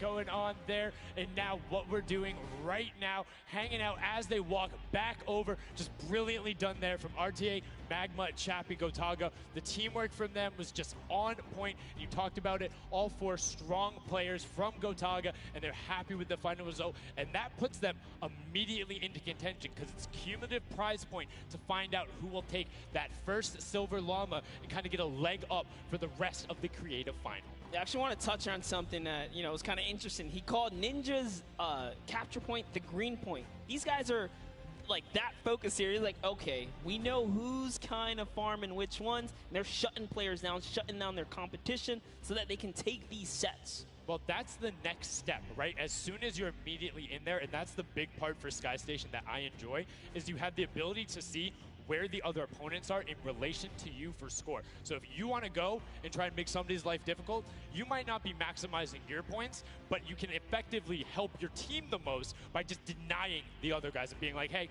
you don't get to play this. And occasionally, if you put enough pressure on them, maybe they default to rotating the other way. Maybe they go somewhere longer. Maybe they have to wait and only pushes forward. All of those are advantages you can get by just putting pressure on another team. And there's so many different layers, and I think when we see the remix for this, it's going to get even more exciting. Yeah, don't forget, guys, here and at home, there's a remix version. We have some nice twisted surprise that we will see unfold as the day goes on. That was just our first iteration of this round, and honestly, it was a great set. But that just leaves us with the question, too.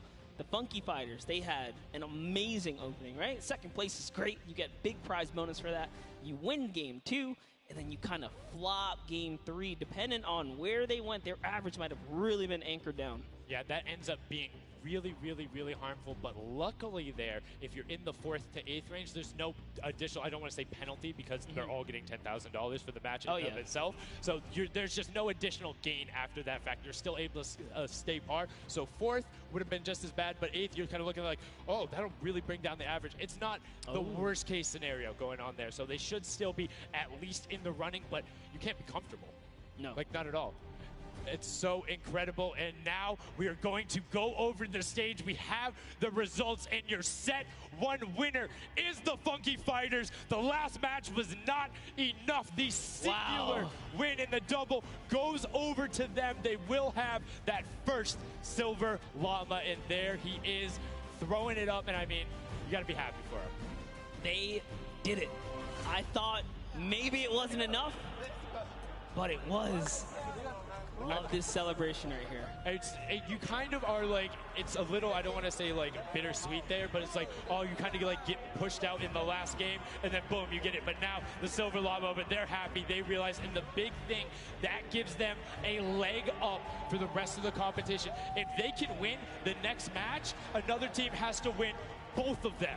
But such a great job from the Funky Fighters, sticking to their guns, staying with the strategy, getting 2 top 2 finishes, one of them being a win. I actually love this right here. They're all getting together, showing team harmony. They're clearly happy. They take the first set. That's amazing. They're off to the right start, really. They can get another 1 or 2 of those, and this entire creative finals is theirs. Well, and again, we talked with Tomoya beforehand, and he was like, yeah, we're really confident when we can get in the races. We want to be on that world run. We know we can do there. We have some really good runners, and then they turn around and do that? I was just Showdown? Yeah, I was just going to touch it. I was like, you know what? Yeah, this wasn't even their strong suit, right? He did a death run at some point as when he recruited his people for this creative challenge. So for him to take what might be one of our, toe-to-toe PvP sessions, that's actually crazy. And here's the team standing, Sundown. Yeah, look at the final team standing. So Llama Record Code do just get edged out by $1,500 there. The Funky Fighters, you can see on the right-hand side, have been awarded that Silver Llama. Rounding it out, you have Raven's Revenge in the top 3, Cuddle Crew and Little Whip Warriors both at 55, sitting in 4th and 5th. Fish Fam, Sunshine Soldiers, I almost got that one, 6th and 7th, and then 8th there are the Chicken Champions. But this is set 1 of 4. There's still tons of creative games to be going on. I mean, it's been so good, and like we talked about earlier, we have a never-before-seen map and game mode for you guys. Now, I know we released Prop Hunt. It's something that's kind of similar to that. How many of you guys have played Red Light, Green Light at some point in time, right? You've been there, you've done it. I know, whether it might have been a little while ago. Junkyard Juke is a red light, green light prop hunt version where you will have 2 teams sitting up as guards, 6 teams running. It will rotate through every single one of the rounds, and here you can see how to win. You have to dodge those guards, sprint into the center, and incinerate yourself in order to get those points. There are 4 rounds per match, Monster, and how do they score? Yeah, but also, before we get there, you only get to be guard once. And while you're guard, you do not accumulate points. But yes, the points come in through the props themselves. So when you are on the prop side, you want to choose small, medium, or large objects and try and get it to the incinerator under the guard tower. So it's actually really difficult. And like you said, it's a hybrid. It's a red light, green light / prop hunt style. And this is a pretty tough game mode. We've played a fair amount of it. I got my hands on it. This is actually a lot harder than it kind of sounds. So it's something that is just completely different. I don't know how many of you guys have played Prop Hunt. Definitely check it out. It's on the Creative Islands. It's a lot of fun, but this brings an additional aspect to it. The guards are able to have the denial. You're able to plan routes out, and you can have strategies, right? So, hey, maybe I want to run all big props the whole time. Don't give it away. Don't give it away. There's tons of different things. Let's check out the format and see what these guys, how they're going to go through, what the map looks like, and really get an idea of how the game is played.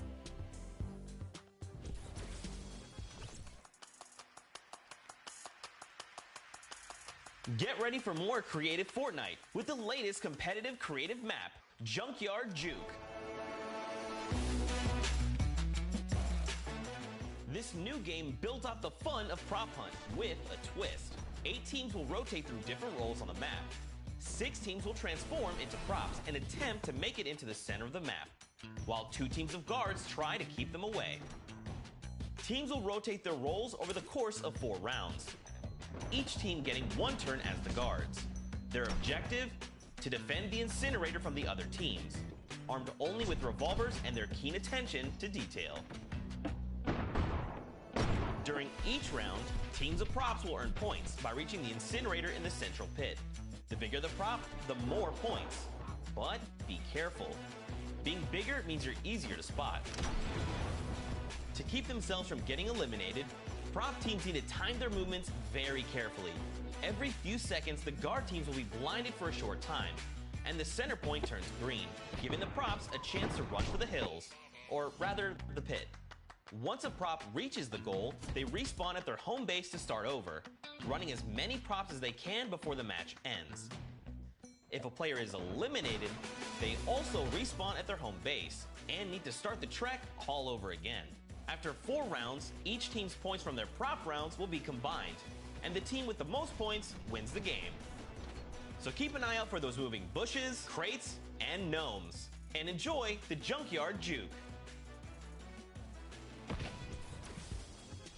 Thank you so much, Zeke, for that update. That's Junkyard Juke, something that has never before been seen. It looks kind of a little simple, but it's wacky, it's fun. There's a lot of small little minutia that go into it, things you can min-max on, and also there's just a level of ridiculousness that I enjoy so much. Just seeing somebody turn themselves into a literal dumpster and then try and weave their way past, it's a lot of fun. Let the memes come to life here as your favorite. Whoa, you talking about my gameplay again? God, that's so rude. Turn them into dumpsters, literally.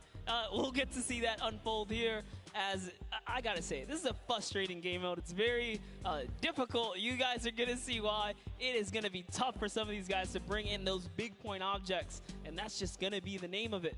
Who can score the most here? Who can score, and how well are you playing defense? How well do you coordinate? Who is watching the right angles? And it's going to be interesting to see. Do they switch up their strategy from game 1 to game 2? Because there's so many different things you can do. But we are about to have the world premiere of Junkyard Juke. We are getting into set number 2. The Funky Fighters have 1 silver llama. Who will get the second? We now are in to set 2, match 1, and right away you can see Chappa, Gotaga, Magma, and RTA of Raven's Revenge, and then the Little Whip Warriors, Ninja, Taco, Taldak, and FaZe Kaz taking their shots off. Now, fun fact, the screens are there. You can't see, but you can shoot through them. So don't be afraid to take some shots. I mean, we know the trick shotters will. Yeah, some people are already shooting. They figured that part out. It looks like Chappie hasn't quite yet. He's kind of looking. He's just blind shooting. Oh, there it is. Now he's firing through. He's noticed, hey, these are not ricocheting off of this curtain here. I can fire right on through. So you want to stop them. You want to force stop them. You want to also kind of memorize the map in the lanes. And right away you can see as soon as those blinds go down, people go. But the first points are starting to come through as Lachlan is able to get in. Hand of Blood's team, the Llama Record Co. also able to get a 10-pointer and then a 5-pointer, following it directly behind. Oh no, it was another 10-pointer. So we already see some of the props having successful runs. Look at him go. There it is. You saw a big old truck kind of sneak on by, and these objects are slipping right underneath. But who knows how long that'll last. Here's Scissors. You gotta park it. You gotta stay still. Oh, can he blend in? And one other thing you can note there, the props will clip through other objects that are there. So if you see something that isn't sitting perfectly naturally like Scissors was, right there, clipped into it, boom, got him brilliantly done. Lachlan hits one of those bounce pads that are stuck in there. They will launch you up in the air, but great run coming out from X-Sandy and Tamoya, utilizing the air conditioners to find their way to the end. Bensor and Alex JJ desperately trying to get in. Alex JJ with another 10-point prop, and Hand of Blood gets picked up just before. That would have been a huge swing, but right now, Sunshine Soldiers in first place with 35 points. They are finding their rhythm here. Sunshine Soldiers taking the lead right now. This is a hard game mode to break free in because you got to think about it. These guards are not playing around. They are shooters, right, at heart. And at the end of the day, if something looks off, something looks odd, like this white vent right here, you're just going to get popped. So you got to be careful here. And there it is. Nice job of, kind of hitting the brakes here. And, oh, he hits one of those trapdoors. Let's talk about that, Sundown. So you can actually see it. There is the little tiny springs. They launch you upward. There's a couple that can be chained into each other. But if you are one of those bigger objects and you get sent up, you are just quite literally sometimes flying garbage. Yeah. But, it would be too easy if we didn't lay traps around, right? So, got to kind of spice it up for the people that are turned into props, too. So you can also, actually, the people who can turn into props, there's one pathway where you can chain 2 of them together. So if you can get there, you almost land directly in front of it. So as long as you time it correctly, you can use them slightly to your advantage, but most of the time they're a little bit more annoying. And boom, you can see that rusted truck going in. And now the Funky Fighters pulling out another lead, 60 points so far. And this is something important to know, guys. You have to get it into the incinerator, fully processed before the timer counts down, or else your point will not be processed. Which is a big thing on the min-maxing. What we mean by that is maximizing your efficiency. So if you were to get the most points possible, you run only 10 points the entire time, not only because they're worth more, but they take less time to sort because they're the first one that goes through. The two-point props are able to run, I don't want to say relatively easier, but much easier compared to a dumpster and a card, particularly because you have cover. With that being said, take about an extra 3 to 4 seconds to sort, so it makes it that much less efficient, plus being only 20% of the point value. That's right, so Clytax there has chosen a big object. Achin and Zond over here, smaller objects. They're kind of blending right into all of the dumpster trash, clearly harder to track down and kind of, I guess, how do I say this? Sort out, right? Yeah. Amongst all the clutter here. Exactly. You want things that don't stick out, or you want to find a path for an object that you can take all the time. So you notice how there's a section where there's like 4 or 5 rusted cars. Grab a rusted car and go park yourself with those, because yes, the guy knows, oh, there's a bunch of rusted cars there. Screen goes back up. Oh, there's still a bunch of rusted cars there. I'm good. Next thing you know, the prop walks his way up. You can also, as you're running, walk rotation. So if you hit your crouch button, whatever you have that bound to, whether you're playing on controller, iPad, PC, all of them end up completely stopping, so it will send you totally naturally, just like what you would see.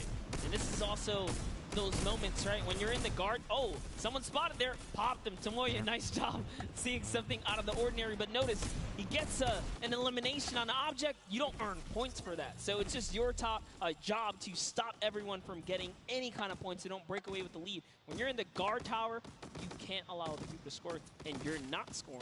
Which can end up being very interesting if the team in the lead, which generally happens because you have 3 chances to score, is shooting last round.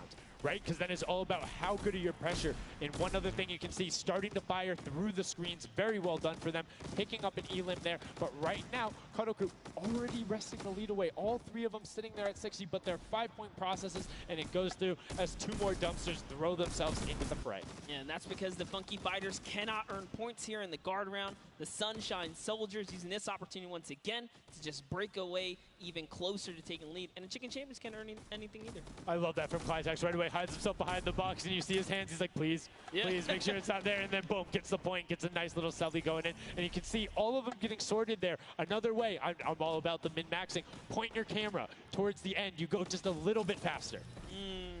Sundown pulling out the strats here.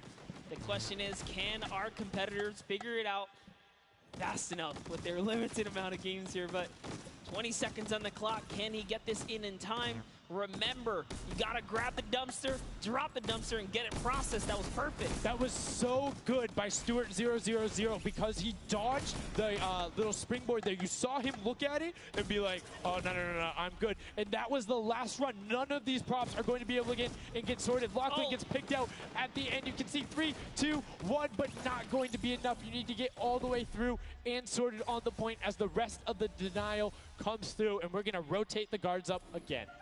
Yes, so we will have some new guards take their place.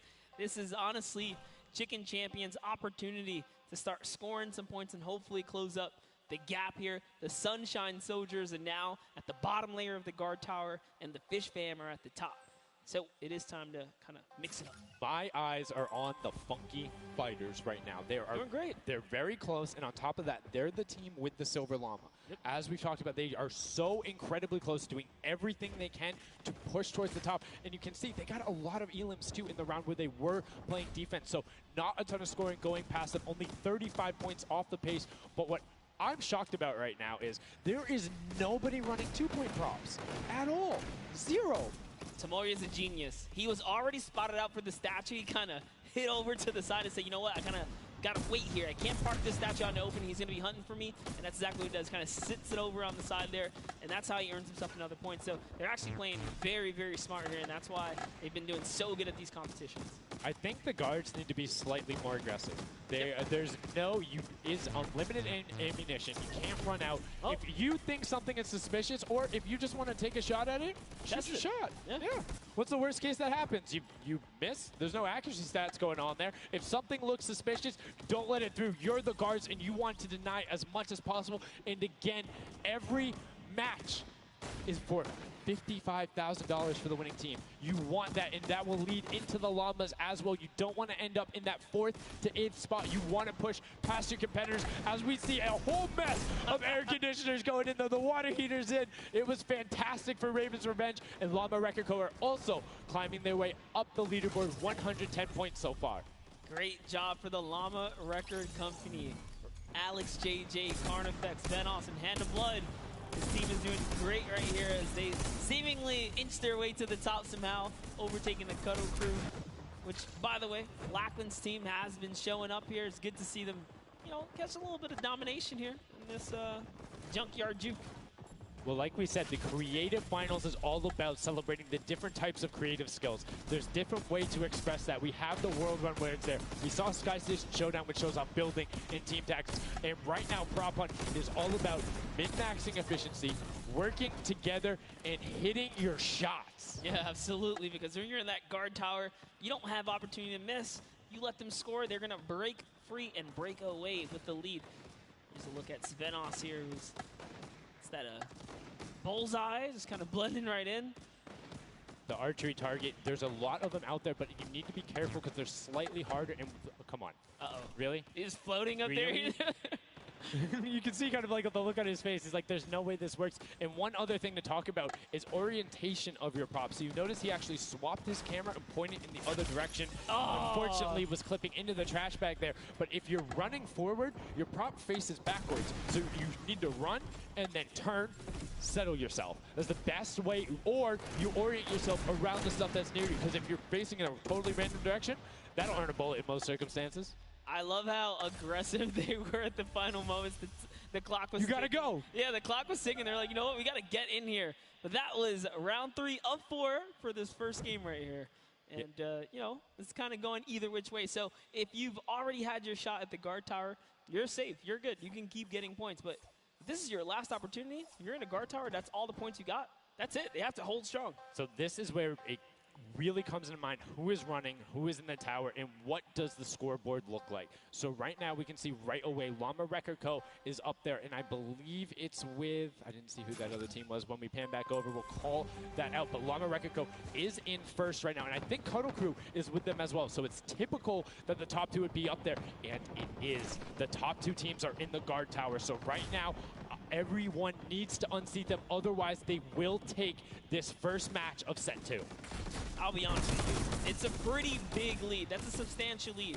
Whoever is left in the game, the Sunshine Soldiers, Funky Fighters, Chicken Champions, you got to bring these big items through and do it successfully with the limited time left in this round right here, because if not, it's going to be hard to catch up to that 150.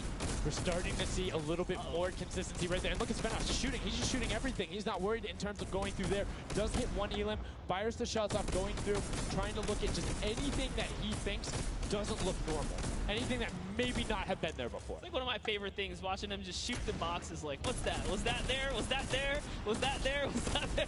He's just taking his shots. That's exactly what you got to do here if you want to hold this lead here. And that's why they're dominating. You can see the no hesitation really coming out of them, and that's why they have the lead right now. And it's great. It's great that they're hitting his shots. It's great that Svenos is holding it down. But the Funky Fighters, we talked about it, eyes on them, already up to 120. One more 10-point prop will put them past. And unfortunately for Ninja there, does get hit on the springboard, but gets in anyway, so just a little bit of time loss. And great shot from Lachlan. My lord, I barely even saw that. Ford Turtle from Australia hit a springboard, and Lachlan shut that down. His fellow Australian brother right there. Very nicely done. You don't want to hit those springboards, man. And now you can see 125 from the Funky Fighters. They're doing everything they can to overtake. They want this match victory. They want to keep the momentum rolling. But the Cuddle Group is doing a great job of picking up targets and running their timeouts, getting some both right as they get out of spawn and before they're about to score, which the waste of time is even that much more efficient, but unfortunately not finding anything there. Yeah, Lachlan is really not timing his kind of rotations and reloads properly. Notice he's not also utilizing the shooting through the curtain factor there. He's kind of holding himself back. That's why you saw him with a couple Elings right there. But you got to put that pressure down, lock down these lanes so that they don't just get like free rotations through, right? And again, we talked about it a little bit. I'm very surprised nobody is just consistently running 2-point props. You can get them in close to every run if you pick the right path and you take the covered angles. It's very difficult to stop them, particularly with the smaller hitbox. But so far, we've only seen 2 scored. Yeah, and I like that.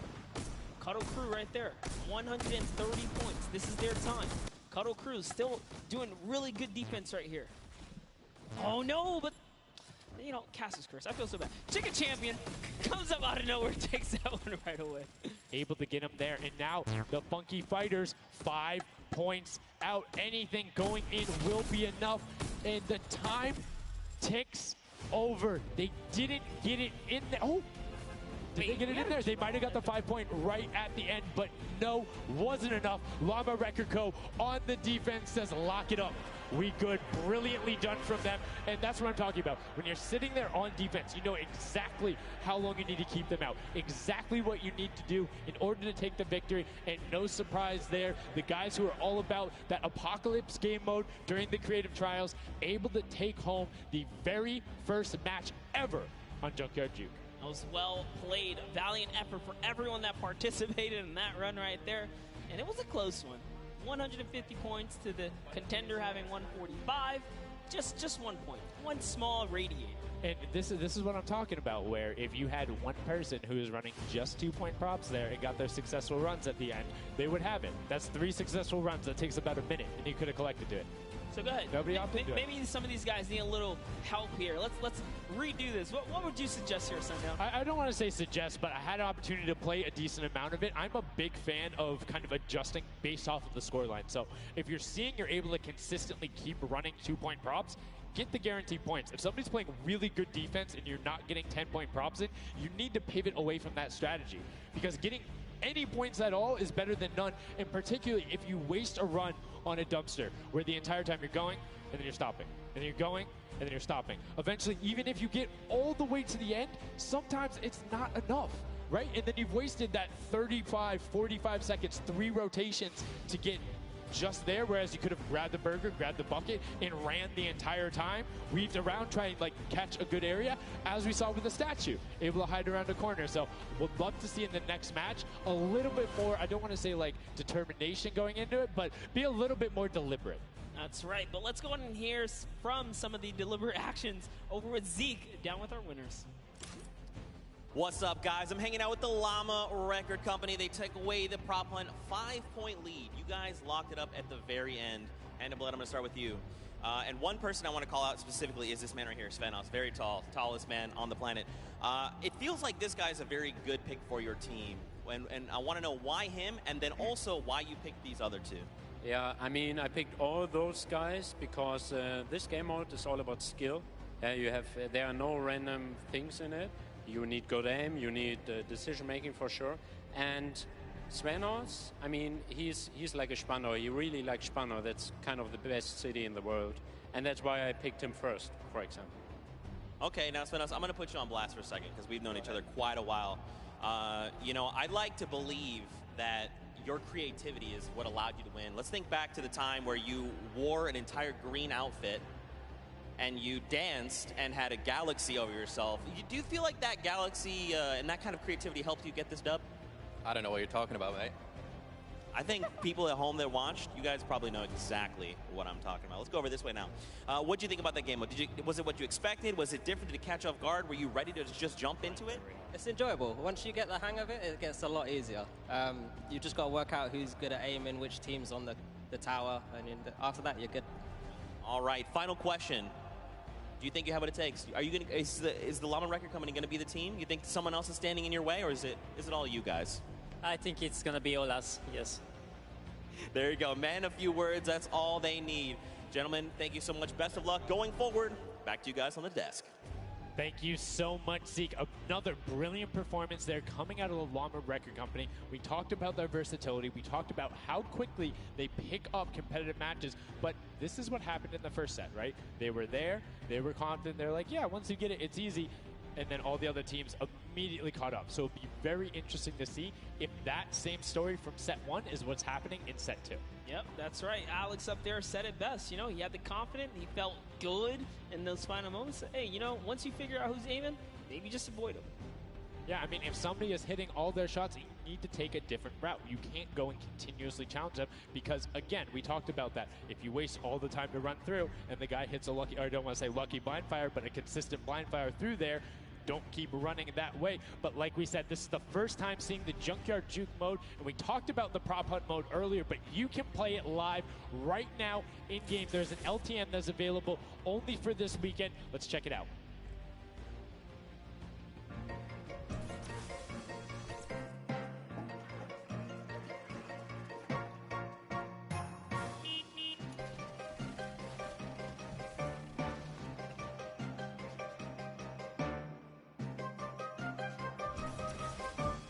Like we said, you can check that out live in client. It's an LTM that is available only for this weekend. And Monster, have you had a chance to play Prop Hunt? Well, all week long now, I finally really got to experience the Prop Hunt. And before this, I kind of heard you guys talk about it. I was like, is that something I want to try out? But no, it honestly was very fun. There's so many just fun moments, but the ability to then push it to a competitive level, these guys are doing great. But we're now going to get into match 2 of set 2. The second time you will have seen Junkyard Juke, and let's see who is able to push on. The match is about to start. Here we go. The creative finals at the Fortnite World Cup, set 2, match 2 of Junkyard Juke. That's right. So in the tower, we have Ninja's team, the Little, Whip, Warriors, Taco, Gaz, Taldoc.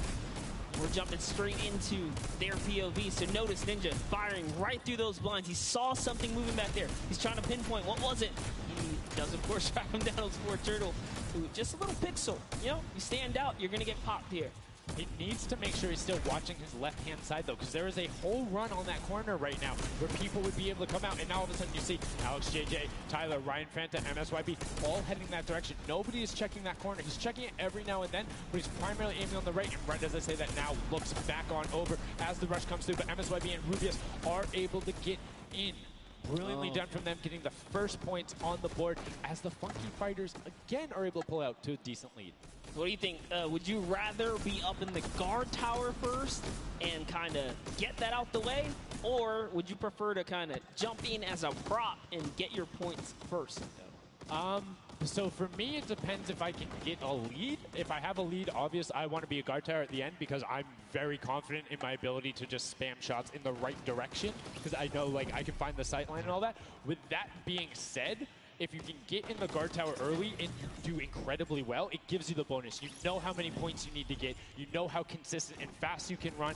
And right now we're seeing a lot more 5-point props than last round. People consistently trying to get those in, recognizing, hey, they're a little bit quicker. People are finding their angles now. But as I say that, Achim with the Sunshine Soldiers gets in that truck. 10 points going over to them, and 15 actually as a 5-pointer got sorted right at the same time. That was perfect. Yeah, and the Sunshine Soldiers had a great last run. Achin and his crew really pulled it together. They were at the top for a while there, but in those final moments, we saw the Chicken Champions take away and kind of break away. And now look, no surprise, Chicken Champs, they're feeling it. They found their rhythm towards the end of the last one. If they carry that over, this is going to be a close one.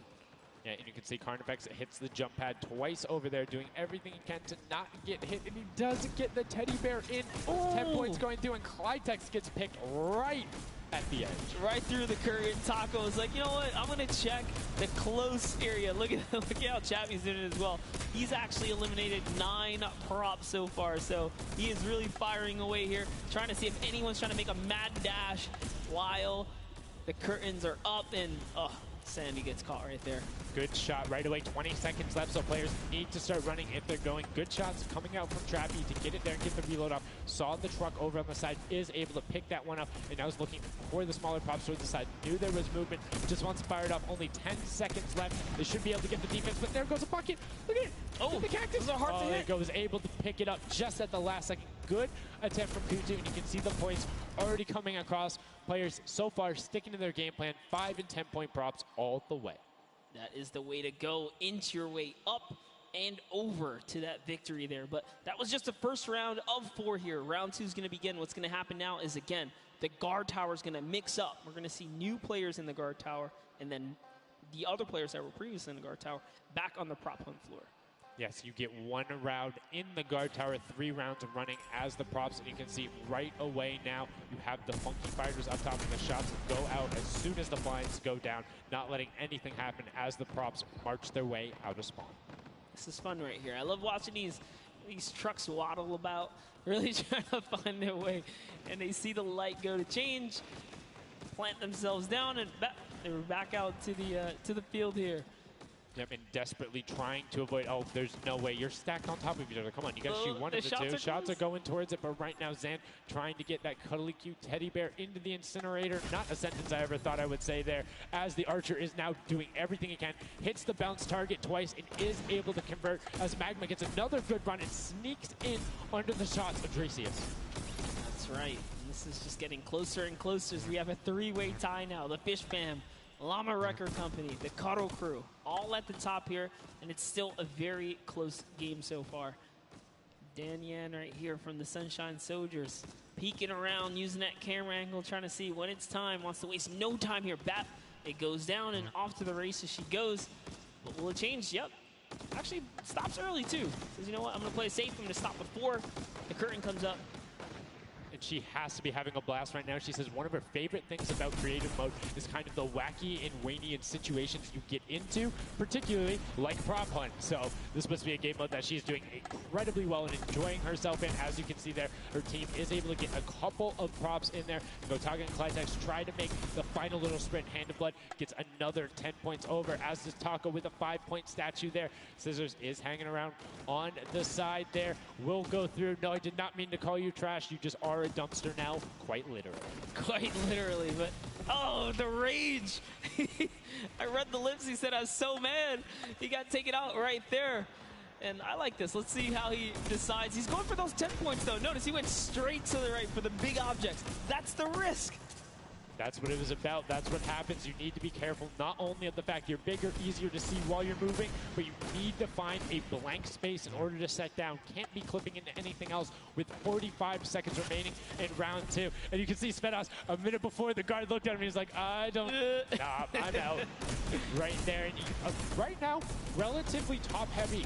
70-70, and as I said, Fish Fam does get their 80th point, but Lachlan hanging out on top of the Rebel, 28 seconds left, does find an angle that you know, no he actually really didn't watching. park either. He just jumped on top of it.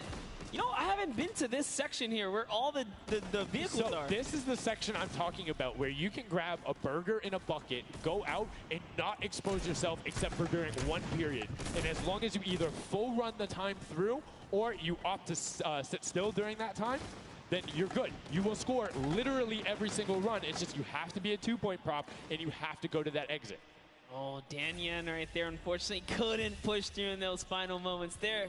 And that was round 2 of 4, as we are looking to get into round 3 next, so they can earn some more points. And every single set matters, right? Every game matters, because there's a lot of prize on the line. Yes, every single match is scored. The top 4 will receive a gradient of money going from $55,000 down to 20, and then you have the 4th through 10th all receiving 10. That prize is then decided who will receive the Silver Llama. The Funky Fighters currently have one, but who will be able to press with them? Clytax, that vehicle is way too big, buddy. You can't just be trying to squeeze it behind that and not think someone's going to see the tail end of it. Here we have Bensor and Dracius close by one another. Bensor gets popped through the blinds there. And wait, so he's gonna take a couple shots. He said, does his truck belong here? He did miss though. Lucky for him. The bad aim in that moment right there is gonna allow him to sneak that big 10-point. No! He gets taken out.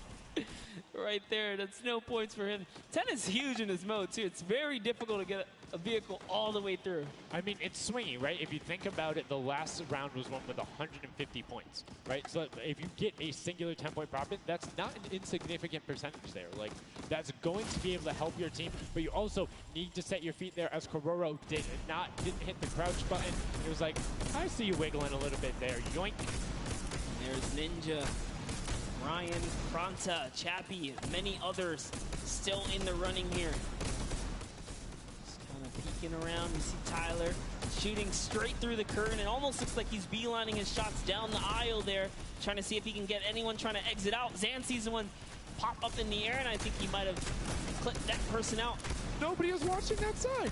Oh, Fish Fam needs to communicate better right now. Nobody was covering that other side. We saw two teams able to get a decent run out, but right now, Llama Record Company still holding the lead, sitting at 100 points. But don't forget, Fish Fam are up on top right now. Are the guards, which means they're not scoring points. He's so fast. Ryan Bronza is so fast here with this prop. Even moving it, he doesn't care. He's going all the way for it. But he's got to watch for traps. See the fear? He's like, you know what? I'm not even going to risk it. I'm going to wait here, get the secure point. So one important thing to notice, too, is Ryan is taking paths consistently that take him to the corner of the guard tower, because the corner provides you with a little bit of natural cover, and it breaks that sight line up. If you're only staring out in one direction, it's super easy to be like, no, that car was not there. I know it wasn't. If you're flipping back and forth across that corner piece, it just breaks up your field of view a little bit more, and it's that much harder to try and figure out what's actually going to hit. That's right, and oh boy, is MSYB going to be able to sneak this huge chuck in? Oh, he actually hit something there. He's going to sneak it right underneath. Lucky for him, the shot did not come back in time. But just that big archery target was almost enough to kind of block him right there. Venos gets another large object in as well. That's another 10-pointer for the Llama Record. It was fully processed here, so now he's at 130. Can the Cuddle Crew hold the lead here, though? Can they secure it? All the Llama Record Company needs to not score right now, and they'll continue to kind of stay in the lead.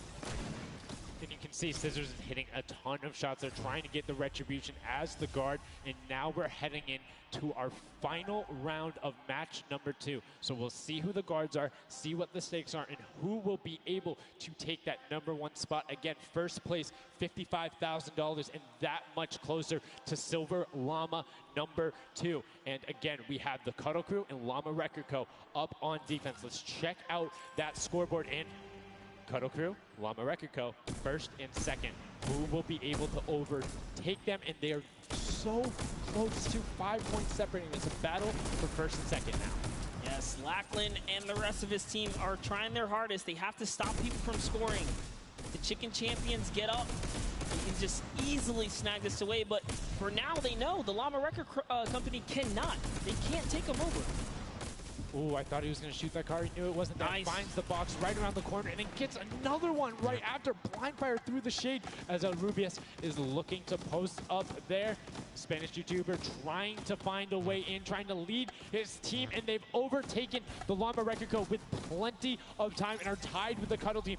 Any singular point now will put the Chicken Champions as our match 2 winner. They need so one prop. That's right, they're so close here. Magma trying to hop on over. Who's it going to be for the Chicken Champions? Who's going to be? Do you think they get a 2-point prop? They have the scoreboard in front of them. They know they need only that. Do you think they run one in, or do you think they stay with what they're doing right now? Honestly, I think they're just going to stay with what they're doing. It's working. Why break the formula here? They have over a minute to do so. And just like that, they are going to sneak that will be it. Yes, brilliantly done. They're overtaking them. And now the question is, can the Little Whip Warriors get enough in to catch them? It's a 25-point spread, but you can get that. You have 4 runners. Yes. You can get that in a single run if you're well coordinated enough. Will they be able to catch up, or can the Chicken Champions edge it out and be our match 2 victors? That's right, because the Cuddle Crew is now bumped out. The Chicken Champions are holding it. Little Whip Warriors have scored, though. 1 minute left here. Uh-oh. Raven's Revenge coming up as well, as is the Fish Fam. This is actually getting closer than we would have thought.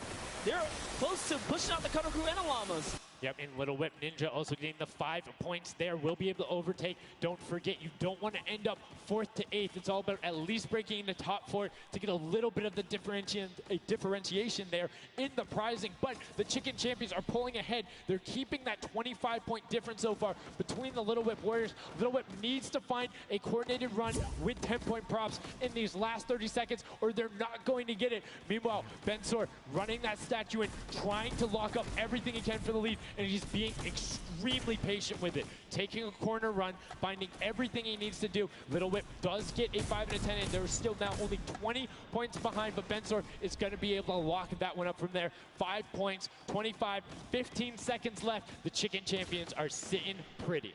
Yes, that's right. If the Little Whip Warriors don't score big right now with all big props, it's going to be all over in 3 seconds.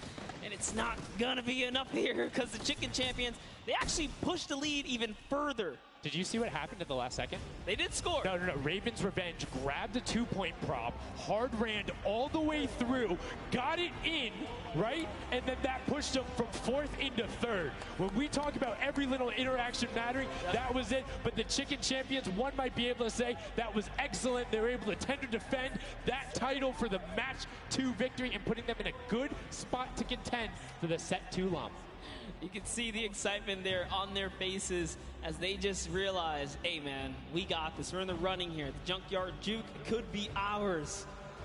And you can see they're still talking gameplay right now. Like, they want to know, what can we do more? That play you did right there was awesome, but they want the next one because there's 3 matches for each one of the sets. And a win there would put them in a fantastic spot to get the 2nd Silver Llama. You need that in order to be in contention. And if they're able to split it up away and deny it from the Funky Fighters, the field's wide open. Yes, it's not over yet. That's just another team who takes a victory here, making it that much closer of a running so far. And we saw the Ravens Revenge kind of sneak up too. You need as many points as possible. The bigger the placement, the better the prize as well for the round. So you can't just give up either. You got to push it all the way to the final moment. And hey, hats off to whoever's call that was on Ravens Revenge. That was a brilliant decision, showing exactly why you're able to qualify for the Fortnite World Cup Creative Finals, why you're playing on that stage. Those are the big plays, but again, brilliantly done from the Chicken Champions. Consistent runs, stuck to their statues, stuck to their routes, and took the corners. And now we're actually going to have a chance to talk to our Chicken Champions, the Match 2 champions. Zeke has them up there on the top floor. Zeke, what do you got for us? What's going on, guys? I'm hanging out with the Chicken Champions, guys. That game was insane. Feathers were flying, and you guys clutched it up. Did you figure out the strategy? Because you guys were well and ahead of everybody else. Yeah, we practiced yesterday, and everything is thanks to this guy. This guy always goes for the 10 points, always, and he always gets it. So thanks to you, man. All right, then I'm coming to you, Mr. Carey. What was the strategy? How did you get the 10 points in there? Was it the same every time? Did you switch things up? Yeah, go for the 10 points each time and do the same strategy, and it seems to work. So in this intense game of red light, green light, were you like stopping early, or were you just like going as far as you could go and then waiting for someone to spot you and stopping, or what was your plan? I'm taking it very patiently. Yeah. All right, now over to you guys. What do you guys think of this game mode? Has it been everything you thought it's been? Yeah, it's great. We had a game plan. We definitely did what we came to do, and that's what we expected. So. Very well executed. You did not lay an egg. All right, final question for you. I want to give you the chance to tell the world, you know, all the fans something. What do you want to tell them? Thanks for the support from Spain for the other world, and my team is it's good in this mode, and will we win the next match? There you go. The excitement is real. Gentlemen, congratulations. Best of luck going forward. We're sending it back your way. Brilliantly done there from the Chicken Champions. Thank you so much, Zeke. They're excited to be there. They stuck to the gameplay. And shout out to Bensor. The one thing he was looking forward to on this trip, he wanted to play in front of a big crowd. He got that moment, running through, securing that for the Chicken Champions. And immediately El Rubius turned to him and was like, it's all him, man. He put the team on his back or put the team in his dumpster. I don't know. That normally that wouldn't be a good thing, but in this circumstance, hey, it worked out for him. Yeah, another prop to Kyoto as well. The only or one of 2 controller players here, you know, in the creative finals. So very nice of him to kind of represent for those guys as well. And again, just showing that hey, he's got the moves out there. He had the moves, was able to find the right angles, and now we've seen some developments from match 1 to match 2. Yep. What was the big thing that stuck out from you that was different? And that last one, honestly, finally seeing someone pick up those 2-point props, right? Using those are points right there. But with that, we'll jump over to Bala. We'll take a fun look at some of the things that developed in our last few moments. Thank you so much, guys. Yes, the Junkyard Juke is developing nicely. Everybody's starting to figure out what all the different tools and props they have available to them. So with that, we're going to hop into some of the tips and tricks that I've seen from the Junkyard Juke so far. We can roll the clip right now as all these players. The first thing I want to point out is there are these springboards. Fortunately, Danyan gets picked out of the sky there. Not too happy about that. But moving on to Tomoya using the statue. This is one of the interesting scores I saw with the statue. Those higher point objects being useful. Scissors here with the springboard. The recovery and just barely doesn't get into the incinerator at the last second. And then here we have Tomoya. No, sorry. We have, again, just an awesome run towards there. Looking like a scene out of everybody, you know, crossing the street at the same time. Here's Tracius hitting some amazing shots through the black. And then he just continues shooting, just hoping that he can get a shot. This is the other team, the Cuddle Crew, doing the same thing, but then also synchronizing, making sure they have coverage on all angles. Finally, Tomoya made some amazing calls. We'll listen to them in a second, but this is what he did. Always timing it perfectly so that he can get in and make sure that his teammates also go at the same time and make it into that incinerator. So we're gonna head and listen to what those communications were like from Tomoya and team. In this one, they made sure the countdown was perfect. 2, 3, 4, 10. I score 10. I score 10. We are both. We are both. 1, 2, 3, 4, 5. Stop. Oh, they kill me. If they don't kill me, I score 10. Don't 1, 2, 3, Okay, I got 5. I got 5. I got 10. No! He killed me. Oh. We are strong team. Yeah. I scored 0 in the second round. That's the problem. I scored 0 in the first one, so. Like, we are all close points. There you go. The Funky Fighters, you know they won the first Silver Llama. We're going to see if they can win the next one. We've got one more match here on Junkyard Juke to go, and we'll see who will come out on top with the Silver Llama from this. Guys, back to you. Thank you so much, Bala, for that great breakdown. Listening to the comms, that's one thing I hadn't considered. I always just kind of like, yeah, it's going to come up now. But these guys all on comms talking, have one guy counted out. That guy's just like a metronome. Make sure he has it on the dot every single time.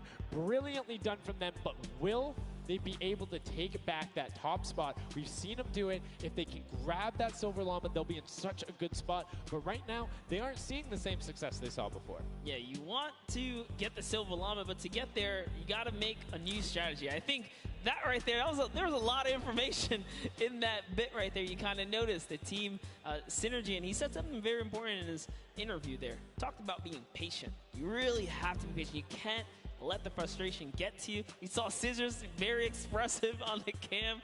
Just, it's hard to get the pointer, and that's what I talked about before this whole thing started. I said, trust me, this is a lot harder than you guys think. You might just, you know, oh yeah, I'll turn it to something and run it through. Nah, man, you're gonna get shut down.